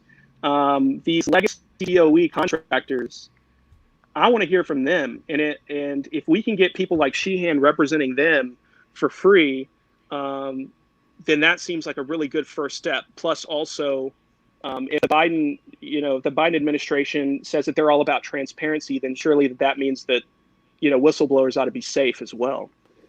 We do have another person joining us, Stan. Welcome. I think you're. How you doing, everyone? You good? Very my good. name's Thank you, Tim. Stan. That's my Twitter handle. Just here in Sydney, Australia, and just want to say it's pretty amazing. I was jumping in that chat yesterday with Danny and just watching everyone getting involved, and just want to say amazing work. I'm only been here since the New York Times article, which cracked my head open. And yeah, just want to say it's unbelievable. Keep up the good work, everyone. Don't want to derail this thing too much, but it's getting a little bit of coverage here. There was a 60 Minutes thing and a 7 News thing, but none of my friends are into it. My girlfriend doesn't seem to care. But just keep doing it. I think it's amazing. And the final thing I'll say is just with this, I think the important thing about the scientific community, it's pretty easy to bash on Bill Nye and stuff like that, but we'll need to try and onboard them somehow. not just bash them up too much, because I think they're going to be an integral part of filtering this out. But anyway, keep up the good work. Thank you. No, thank you for coming on. And what's your name again? Tim. No, I agree with science, and I've said this before. We need to get the top scientists, even though I'm not a fan of Neil deGrasse Tyson. If we can get them briefed in, get them briefed and allow them to say, okay, I made fun of this for the longest time, but I've seen some of these videos and I've seen some of the data. This is amazing stuff. If we can get that, that would be such a gigantic step forward. I don't know how that happens. Yeah, I think I saw there's a podcast, Theories of Everything, TOE, and he's a science-minded guy, and he's had a couple of people on. I think he just did one with Jacques Vallée, and they were talking about peer-reviewed papers, actually. And Jacques was saying that there's one in the mix. So this could be one of the first. I mean, peer reviews. Yeah. It's like a bottleneck kind of thing, but I think it's slowly cracking. Yeah. And now it's picking up steam. And just a couple of questions in the stream. People asked if Eric Davis could speak through me vicariously. No, he can't do anything to risk his job. And the other thing is, people said, I've heard there's a dark aspect to this topic. I can't. It's just, if you go into certain authors and research, and I got in so much trouble last year, which I don't think I deserved it, but I brought up David Icke, and I brought it up at the time because somebody behind the scenes said, look at his work. So, so I shared it, and I got flack for multiple reasons. But yeah, that stuff like that, and then you have missing 411. Is there a connection? So I don't know if there's if there's 100% a dark aspect to this, but and then you got David Jacobs and his abduction work, and he believes they're going to take over the world, and they're making hybrids, and they're going to replace us. So, but then, part of me wants it not to be, but I'm open to all possibilities, all theories.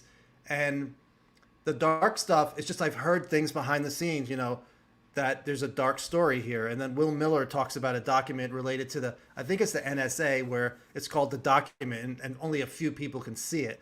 If it's related to just extraterrestrials, and I just say just in quotation marks, I wouldn't think it would be that secret.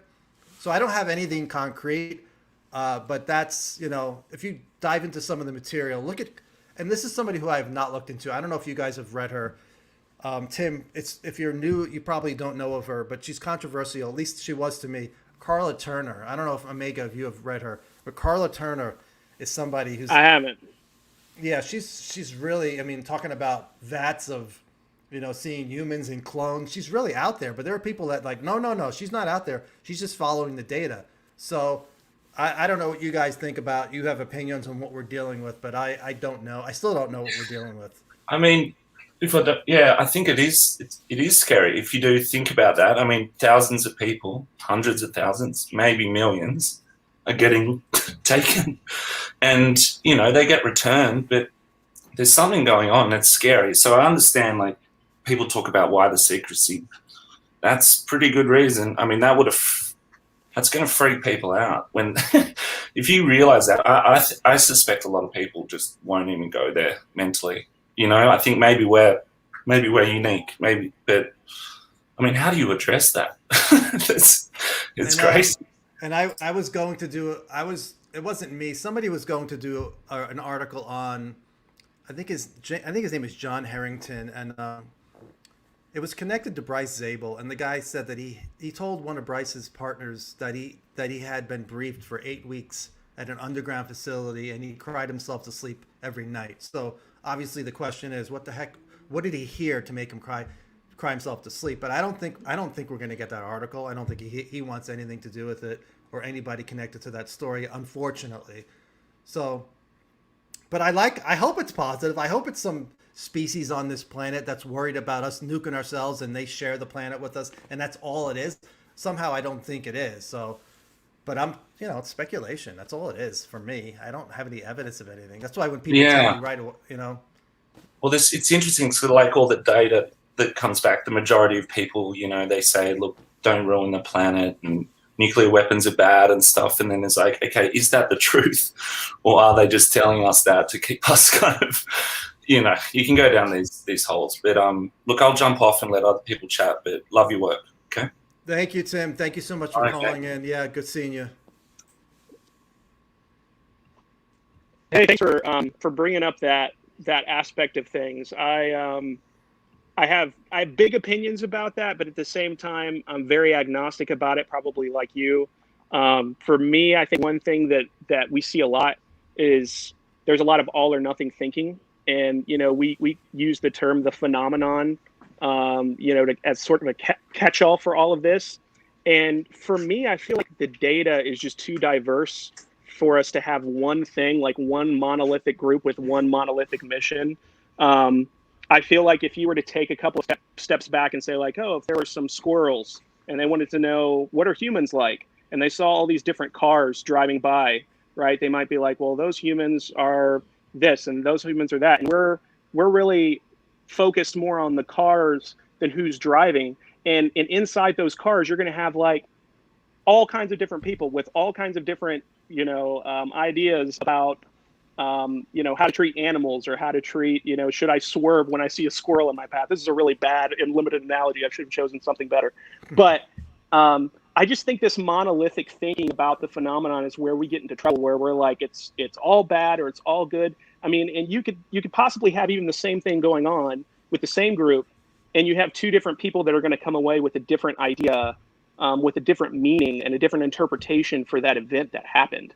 I think we're getting beyond sort of like, this is objectively morally right, objectively morally wrong territory. And I think that listening to experiencers is probably the best way, to ask them, what does it mean for you? What did it mean for you? And to just kind of learn. And I'm not an experiencer, but I know quite a few. And I feel like something that I feel very strongly about is that we ought to be advocates for that. I think there are a lot of people that we kind of think of this from a very strategic standpoint where, well, we don't want to rush it too far because people might not be ready.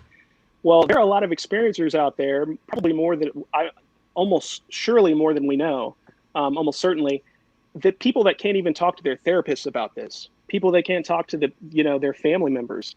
And I feel like if anybody can be advocates, we ought to be advocates. Like if the UFO community can't talk about that aspect without flaming each other over it or calling each other disinfo agents because we didn't list the cabal in the right order or because, we didn't list it alphabetically, like it's absurd. And I think painting with broad brush, whether we're doing it from a love and light perspective or everything is terrible perspective, I just don't think it's helpful.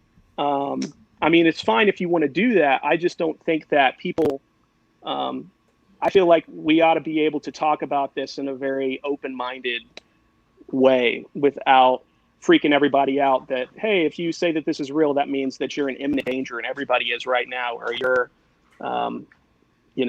everybody needs to start meditating to make contact with these beings, because that's the best thing you could do with your life right now. Like those are two very different things. And I just feel like there has to be a middle ground somewhere where we can have a conversation and listen to both of those sides, and not feel like we have to choose a narrative, if you will. And I think that would go a long way towards trying to make things a little bit more civil in these parts. But anyway, I'm going to peace out, man. It's been great. It's awesome you're doing this live stream. You need to keep it up. We're going to do numbers. We're going to make it big. And you're going to be wearing gold-plated diapers before you know it. Yeah, thank you so much for coming on. It's been great, and we'll do it again. Do it again next week, definitely. Joe, just to add on to that, Leslie Keane in her book, General Pilots and Government Officials Go on the Record, she documented a lot of incidents where people did have physical effects from phenomena, whether that was radiation burns, radiation sicknesses. There was an event in Brazil, I believe, where, people were hit by what appeared to be a beam. There were people who got sick, people who died. There's, been documented evidence of Russian pilots who've tried to engage with these things, Russian pilots who died. So it's not a scenario where you're dealing with something that's just purely benevolent, or you're dealing with something that's purely evil. Like with all of this, it's a gray area, and there's different experiences from people. So while you have some people who have had abduction experiences where they claim that it was a loving experience, you have other people that are severely traumatized by it. Even when you look at the Ariel school scenario. Some of those kids, I mean, they had messages that, obviously were jarring, but, they took it, as something that they should, learn about to protect the environment, and other kids are traumatized by it. So, it's been different experiences for different people. And I don't really subscribe to just that, Stephen Greer, hey, we can just go sit in the woods and meditate, and we're just going to summon, some UFOs to come and camp with us. I don't think it's that simple, and the evidence, at least from what I've seen, it's wide and varied. And then, the other side to it is, what role do cattle mutilations play in this? That's been something that's been occurring for God knows how long. I do believe that, there's a portion of it that is faked, and I do believe that there's a portion of it that cannot be explained, that may play a role within the phenomena. How does that play into it? So, there's just so many different aspects to this whole thing that, we need to get a better understanding of. And another point that I really wanted to double on was what an earlier caller had said about, the whistleblower protection. I really do hope that, we do get some people that do get in touch with Daniel Sheehan. I want to see him take a more prominent role. I keep going back to that point. I want to see him take a more prominent role in the media. I want to see him really advocate for those people, because once you get, pilots and people on record that at this point will come and talk about these experiences, especially more modern scenarios, because don't forget that, Lou Elizondo pointed out that, we're still dealing with incursions, quote unquote, up through last week. So, Right. These things haven't stopped. And, I would love in some capacity that some of these people, would be willing to go on record to talk about these things. Once we get to that point where you get somebody modern, because the most modern people we have talking about it are essentially people from a 2004 incident from 15 years ago. And they're comfortable talking about it because, that whole Nimitz incident was always declassified. At no point was that information declassified. Maybe certain methods of detection were taken, because you always hear stories about that. Some of the radar and other identifying characteristics that were collected on the Tic Tac, but they've been able to talk about it, in an open manner, because it was never classified and they were never told not to. But the moment that we get someone who's willing to take that risk and really, have some type of whistleblower protection, that's when you just really blow the roof off of everything, And it's funny, like even let's say, bring up Bob Lazar, there are so many people that, George Knapp referenced. Um, you know, wouldn't this not be the opportunity to bring this up? Is there not a better time? Same thing with Bob Lazar. He always references, like, there's certain things I could talk about and, I choose not to. Well, is there no time like the present to talk about it when everybody is paying attention to this? When all of these different media sources are focusing all their attention? You got to understand the media cycle. A year ago, all we talked about was coronavirus. Last summer, all we talked about was the protests. The moment passes, so there's going to be Right. no time like right now. And, sometimes you have to recognize the moment that you're in. And I would hope that, they would use this opportunity to really expose what they really know. If you really, especially someone like Bob, if you really are trying to say that I want the public to know about this incident, you already went on record and said this stuff, So it's not like, you need to protect anything else. You quote unquote had classified access and you disclosed things you weren't supposed to talk about. Go all the way, man. Why not? What are you waiting for? Another 30 years? Come on. I just feel I like, agree. right now, yeah, there's no time like the present. Capitalize on the moment. Yeah. And we agree. I think you and I and Omega, we agree that I want whistleblowers to come forward. I want more leaking, as long as it's not damaging our national security. And so far, what I've seen, it has not. I know El Elizondo is against that. I wouldn't expect him to encourage leaking. Maybe deep down inside, he's happy that some of this has happened. That's maybe not. I don't know. I mean, publicly, he's like, I don't support leaking. He wants to do it the right way, but I mean, the leaking has really gotten us a lot of the coverage that's taken place recently is because of the leaks that have come to Jeremy Corbell and George Knapp. Back to the negative aspects, and I tweeted this the other day, and it didn't get a lot of attention. I don't know why. Maybe people don't want to focus on it, but Gary Nolan and Kit Green work with experiencers. I need to publish my Kit Green transcript. The reason I haven't yet, and it's not going to change, but I just need to do it, is I wasn't able to do a follow-up with Green. So it's a kind of an incomplete interview, but he talks about how he gets his cases, and the only cases he takes is this, and I don't have it memorized, but basically it's an up close encounter with a UAP, and they are injured, and it's a bad injury. That's the only way he'll take those kind of cases. They've reached their wits' end with their other doctors, so they come to him. So they're patients of Green and Nolan. And Green, in the book Phenomena, Annie Jacobson, she said that 25% of his patients die within 5 to 7 years of his diagnosis. It's like, Yeah. if those, Green thinks they're black projects, which, whatever. But if they're not black projects, it's connected to Colaris. It's connected to some of the work they did at OSAP, which Hal Puthoff mentioned in Las Vegas.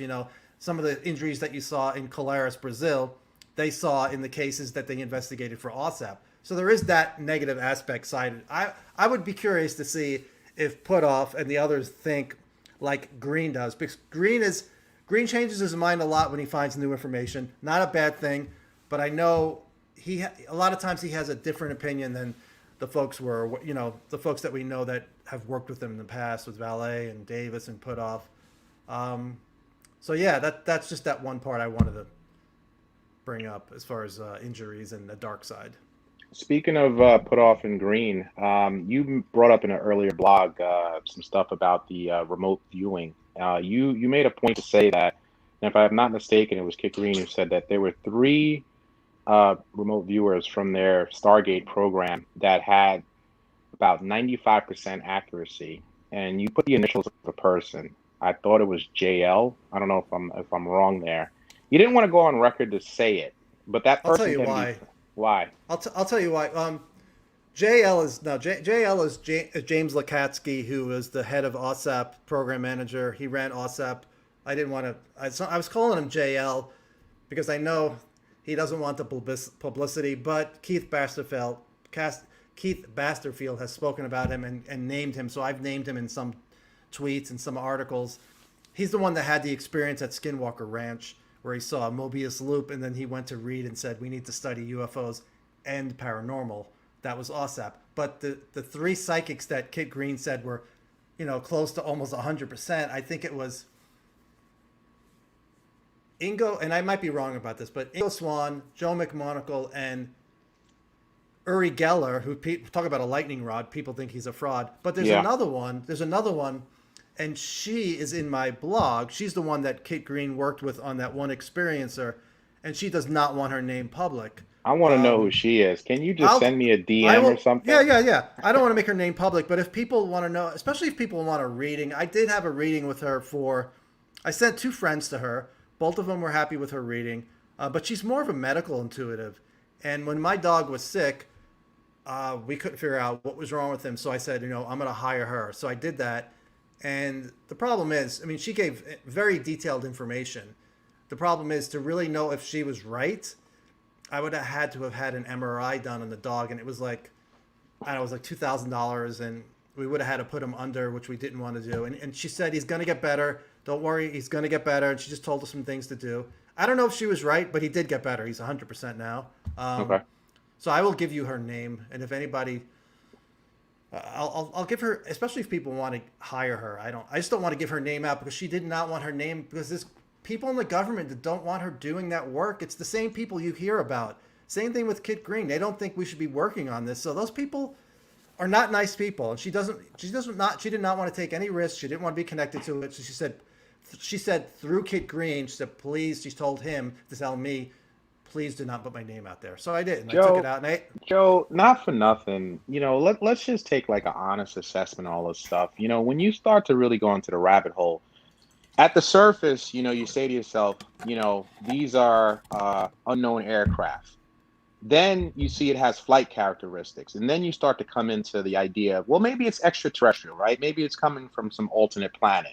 Then you go further in and then you say to yourself, well, maybe that's not the case. Maybe it's some interdimensional creatures. And then you go a step further and you say, you know what? Maybe it's consciously controlled mechanisms because somehow they can input thoughts into you. And then you go into the aspect of, well, there are psychic beings or psychics on our planet that can somehow communicate with them and see it. It's hard. How can you communicate this stuff to the public? It's like, even when I say it out loud, I'm like, it's insane, but that's the hard part. And now if you're a government official, let's just be realistic. You're a government official. It's post 9/11 for argument's sake. You got Al Qaeda you're worried about. And then you got these people that are in some back room telling you about some consciously controlled aircraft that making incursions into our airspace, and I got a team of psychics that can communicate with them. You're gonna say to yourself, "What the fuck, man?" I got Saddam Hussein I'm trying to go after, and you're telling me about this stuff. It's so hard to wrap your head around. I just, like, even when I say it out loud, I say to myself, like, wow, this is just so beyond what normal human comprehension encompasses. It goes beyond what I would imagine, and I think that's a hard thing, but the reality is that they did study this stuff. They did do investigations into it. Kit Green and Hal Puthoff, they talk about the fact that these people were 95% accurate. I don't know what to think sometimes. What are your thoughts on this? The problem with remote viewing, and Kit Green talks about accuracy, but only on medical cases where he's able to get feedback from data, like via MRIs. In that blog I have, she also did remote viewing. She remote views the experiencer, and she tells of his health conditions, and he's able to check that, and that's where he gets that figure from. But the information where she talks about extraterrestrials and working to solve some earthquake to make sure it doesn't happen, some fault line, that stuff, he admitted, he agreed. He goes, there's no way for us to check that accuracy. This is impossible. So, right. And you can't just say, well, she was 95% on the medical, then she's 95% on the extraterrestrial stuff. You can't say that. But for me, and I can relate, or I can understand people thinking a lot of this is so off the wall. But for me, when I first got into this, I never thought it was off the wall. I mean, I had some experiences when I was younger, but when I first got into this in the 90s, it was via Whitley Strieber's book, Communion. And if you go into that, it goes down the rabbit hole really quick. And that's when I started reading everything I could get my hands on metaphysics wise. And there's a lot of stuff that was, now I consider it to be, it's, I don't know if I reject it, but it's definitely out there. So when we talk about some of the stuff we're talking about now, remote viewing is like, it's so mild to me. But there are people even on UFO Twitter, if you mention remote viewing, they're like, it's nonsense. It's pseudoscience. I'm like, no, it isn't. I mean, 20 years the government studied it. It wasn't reliable enough, to base a mission on, but they would use other sources of information, intel collection, spies or satellites, plus the remote viewing. And that's what they did with it. And I cannot see them not having a program because it doesn't cost anything. You have people who are trained this method that Ingo Swann and Hal Puthoff came up with. And sometimes the results are just amazing. It's just no way you can get information like that. So, and it frustrates me that people say there's nothing to it. And I'm like, you can learn online. There are videos, there are manuals. Try it for yourself. See what you come up with, but people don't want to. So, but yeah, it's hard to say. If you're going to report on this subject, it's hard, and talk about ATIP, it's hard for me. You cannot talk about ATIP without OSAP, how it started, but almost every reporter ignores it. If I was a reporter, I would ignore it. And here's the thing, because it's very difficult to communicate in a public forum, like a news organization, to say that, we were investigating some conscious related phenomena on a ranch, where we saw demons, or not demons, giant werewolves or all these different things that they would see. We couldn't really get it on videotape. This thing seemed to be aware of us. Every time we tried to, physically detect it, it would evade us. It knew it was there, but we all had these experiences. Eric Davis talks about how it would interact with him a lot. That's difficult. It's a lot more straightforward to say that, our pilots, who we have electro-optical and radar and all this other data that we're collecting, are picking up aircraft that are being corroborated by eyewitness accounts. That's more straightforward. But to go into that other aspect of the consciousness related phenomena and how that could be associated with what we're seeing, with the UAP, that it's a tough pill to swallow. It is. And I think with Lou Elizondo, I think that's why he's taken like this really, premeditated, limited approach where you're just kind of slowly dripping things out. If you watch his broadcasts on major news networks versus what he does with bloggers, he speaks in generalizations, in those major broadcasts. He'll talk about the incursions and the potential of, Russia or China. But, when he starts to talk to the Richard Dolans and he talks to those other people, then he can really delve into those further aspects, the consciousness related portions of what we're seeing and all those different things, because I think he understands, as do I, that certain people are just not ready to even process, the aspects of these things that, go outside of the normal realm. We've been brought up, to at least, think of this phenomena as some aliens from another planet. That's it. It's that simple. That's the way we've always seen it, from Close Encounters of the Third Kind and everything else. When you start talking about, multiple dimensions, the potential of these things coming from multiple dimensions, or the fact that there may be like an alien base that exists under our oceans, and, now these things get thrown into the discussion, that's a lot harder for people to process. We live in a three-dimensional world, the aspect of a four-dimensional space, and these beings are just representations of a four-dimensional object in a three-dimensional world. And what does that mean? How do you process that? How do you study that?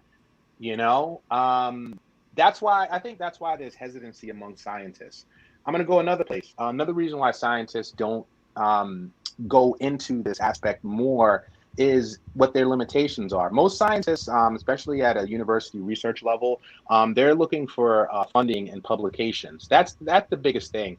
I follow a lot of scientists on Twitter, and by the way, people follow me on Twitter, Black Tie, BLAQ_TY.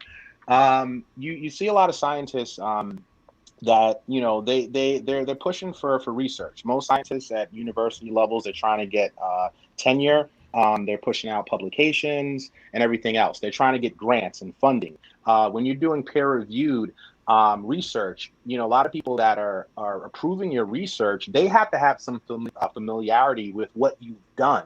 So, if you get a scientist that's doing research into UAP, you're not going to have a counterpart that's going to do the peer review of your research that has any understanding of what you do. So you're going to get that rejection. And I also feel like that's why that plays a role into why the Neil deGrasse Tysons and all these other people, and I know I bring his name up a lot, but I'm just saying that, he's been very vocal about it. The stigma is there. And not only is the stigma there, the institution is set up so that you can't get proper research. This is why Jacques Vallée has tried for the past 30 years to get research peer-reviewed and published. It's difficult because the gatekeepers are there. The big thing is that you need grant funding that's in place. You need to have a peer review process that will allow for this type of research to make it into these institutions. And you also need institutions of higher learning that will accept these things. Avi Loeb is a Harvard scientist. He was the chair of the Harvard astronomy department. He basically released research about Oumuamua, that asteroid, and he says, based on the evidence, it appears that it may be of extraterrestrial origin. You see the backlash that came against him, where scientists are like, you're an embarrassment to us. How can someone like that be an embarrassment? Because he's basing it on the evidence. And as he said, he's like, what's your explanation? That this is a piece of frozen hydrogen that's floating through our galaxy? We've never seen that before. So why is your explanation that much better than mine? You know why? Because it doesn't stir up the outside realm of what they're comfortable with. It's not something that they're willing to really broach. We'll accept the fact that we may find bacteria on Mars because, we can go through that process. This is a whole different ball game. It really is. Oh, and then in Loeb, he's been not as strong on UFOs. I'm not sure how much he's aware of the data, but he's like, let's look at it. Let's look at it and scientifically study it. I mean, that's all we're asking for. Just don't mock it like, Tyson.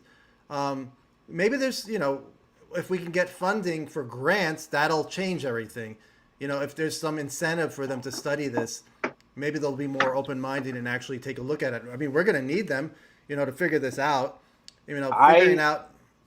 Joe, I want to see Silicon Valley, and I think we're going to see something with Silicon Valley. I don't recall the name. There was a researcher, not a researcher. There was a venture capitalist on Silicon Valley who actually left his position because he believed in UFOs. I don't know if anybody knows. They should put his name in the chat. Oh, Firmage? I believe so. Joe Firmage. Yeah, I printed out his. I remember I printed out his 500-page book. My job back in 98, or I think it was 98, and he took out a whole front page ad on the USA Today with all these great UFO quotes.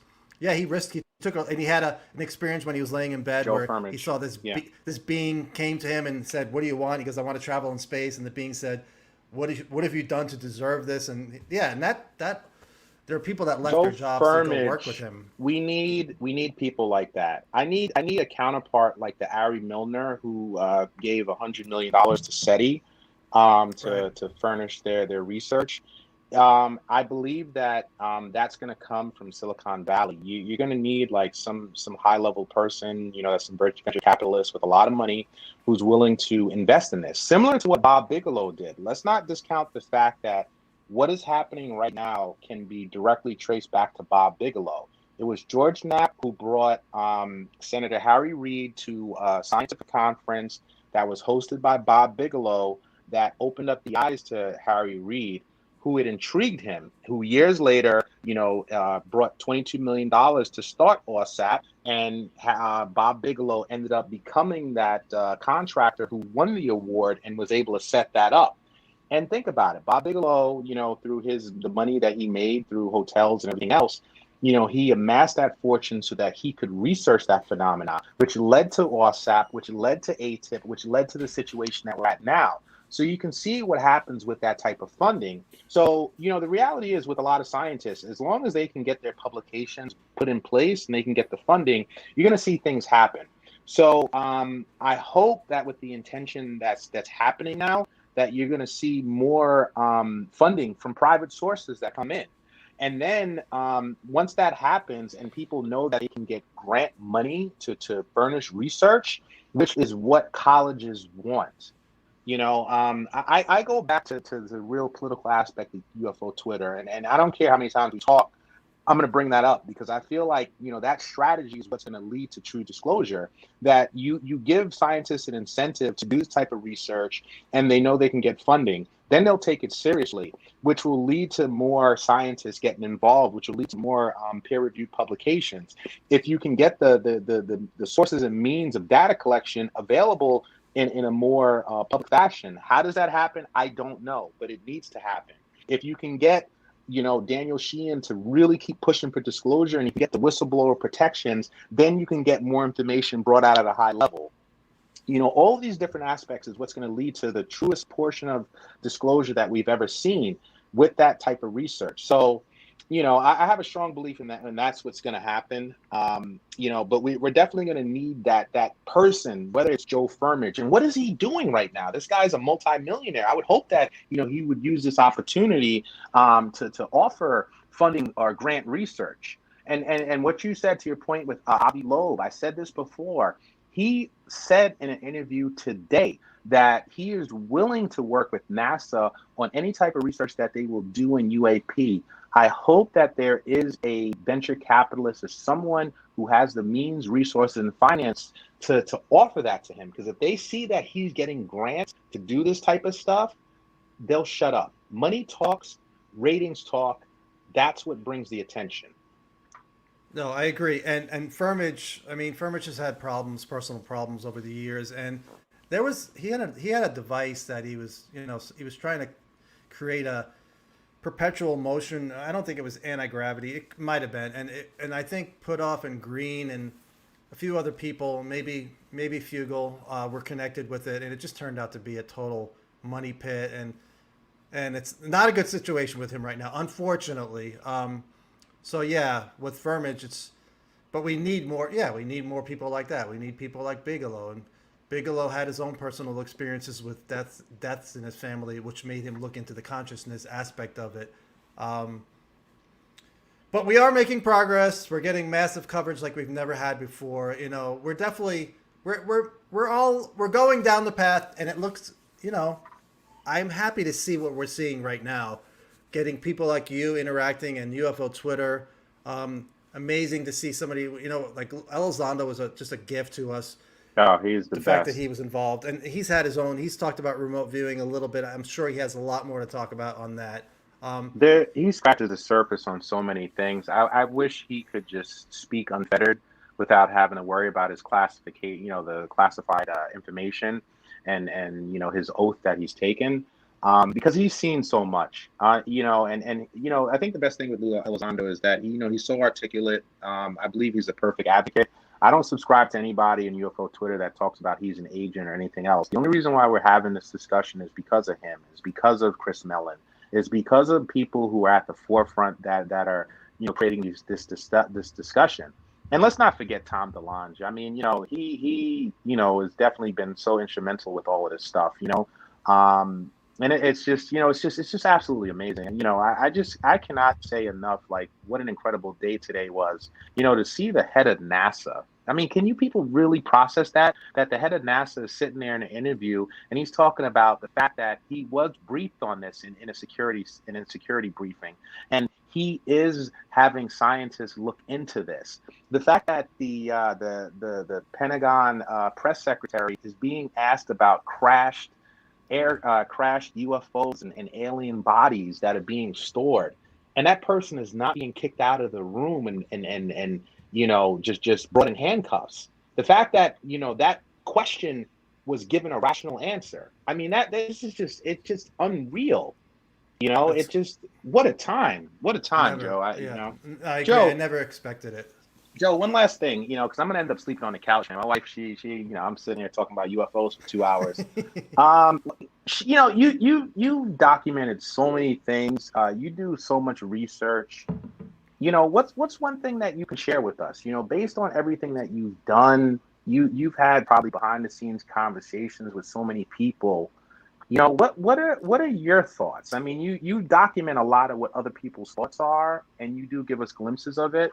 But I'm just curious, like, you know, just based on all the stuff you've seen and you've learned, you know, what are your feelings, conclusions? You know, what do you ascertain from all of this?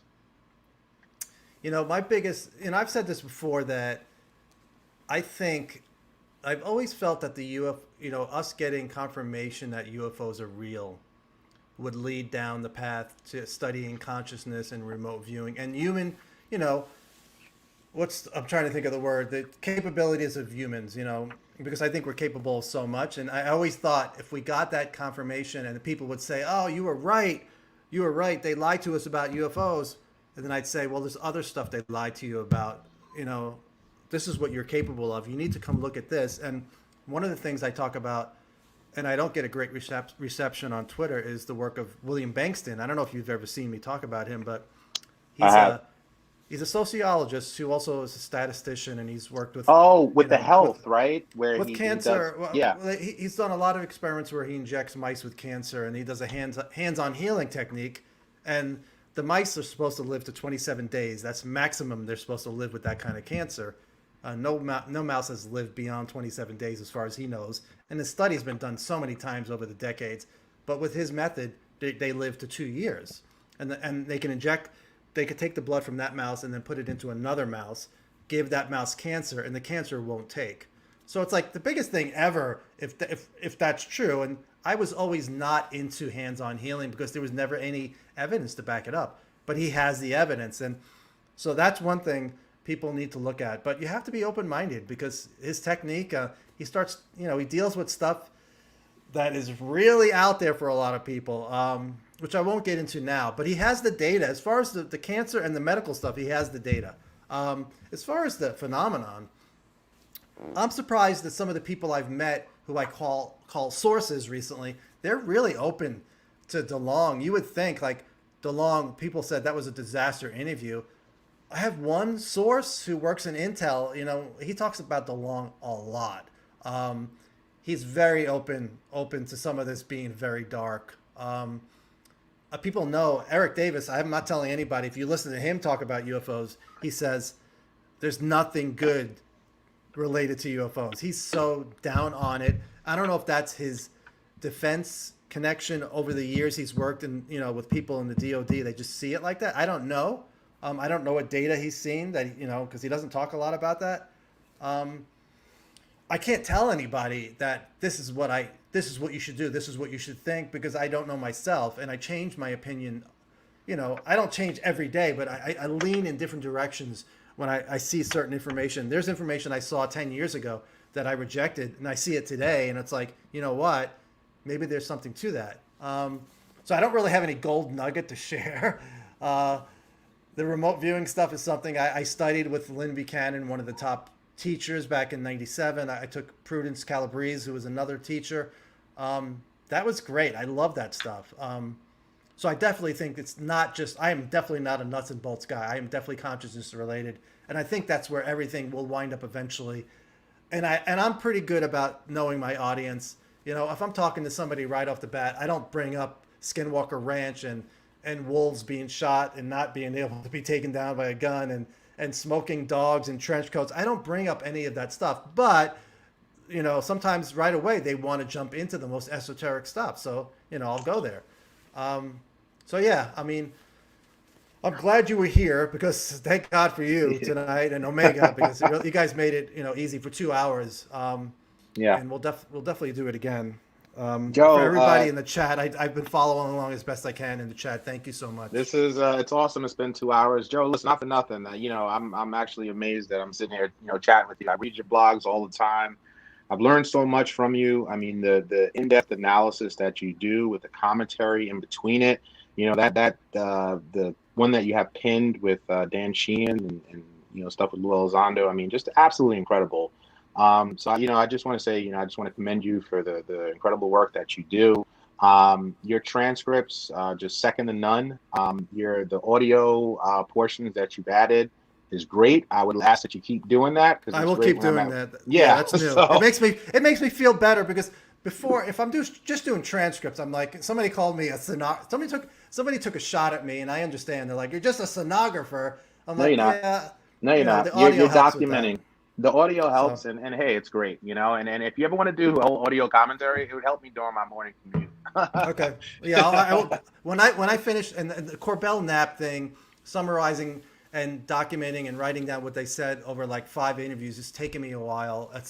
I have to finish that, and I will do an audio summary of everything, because it's important. I think if those are UAP, it's one of the most important cases going on what happened in 2019. So Absolutely. But yeah. Absolutely incredible. Absolutely incredible. I want Anyway, to have you back again. Definitely. Thank you so much for your feedback. signing and input. out, everybody. You know, Everybody, thank you. catch you on Twitter. Take care. Take it easy.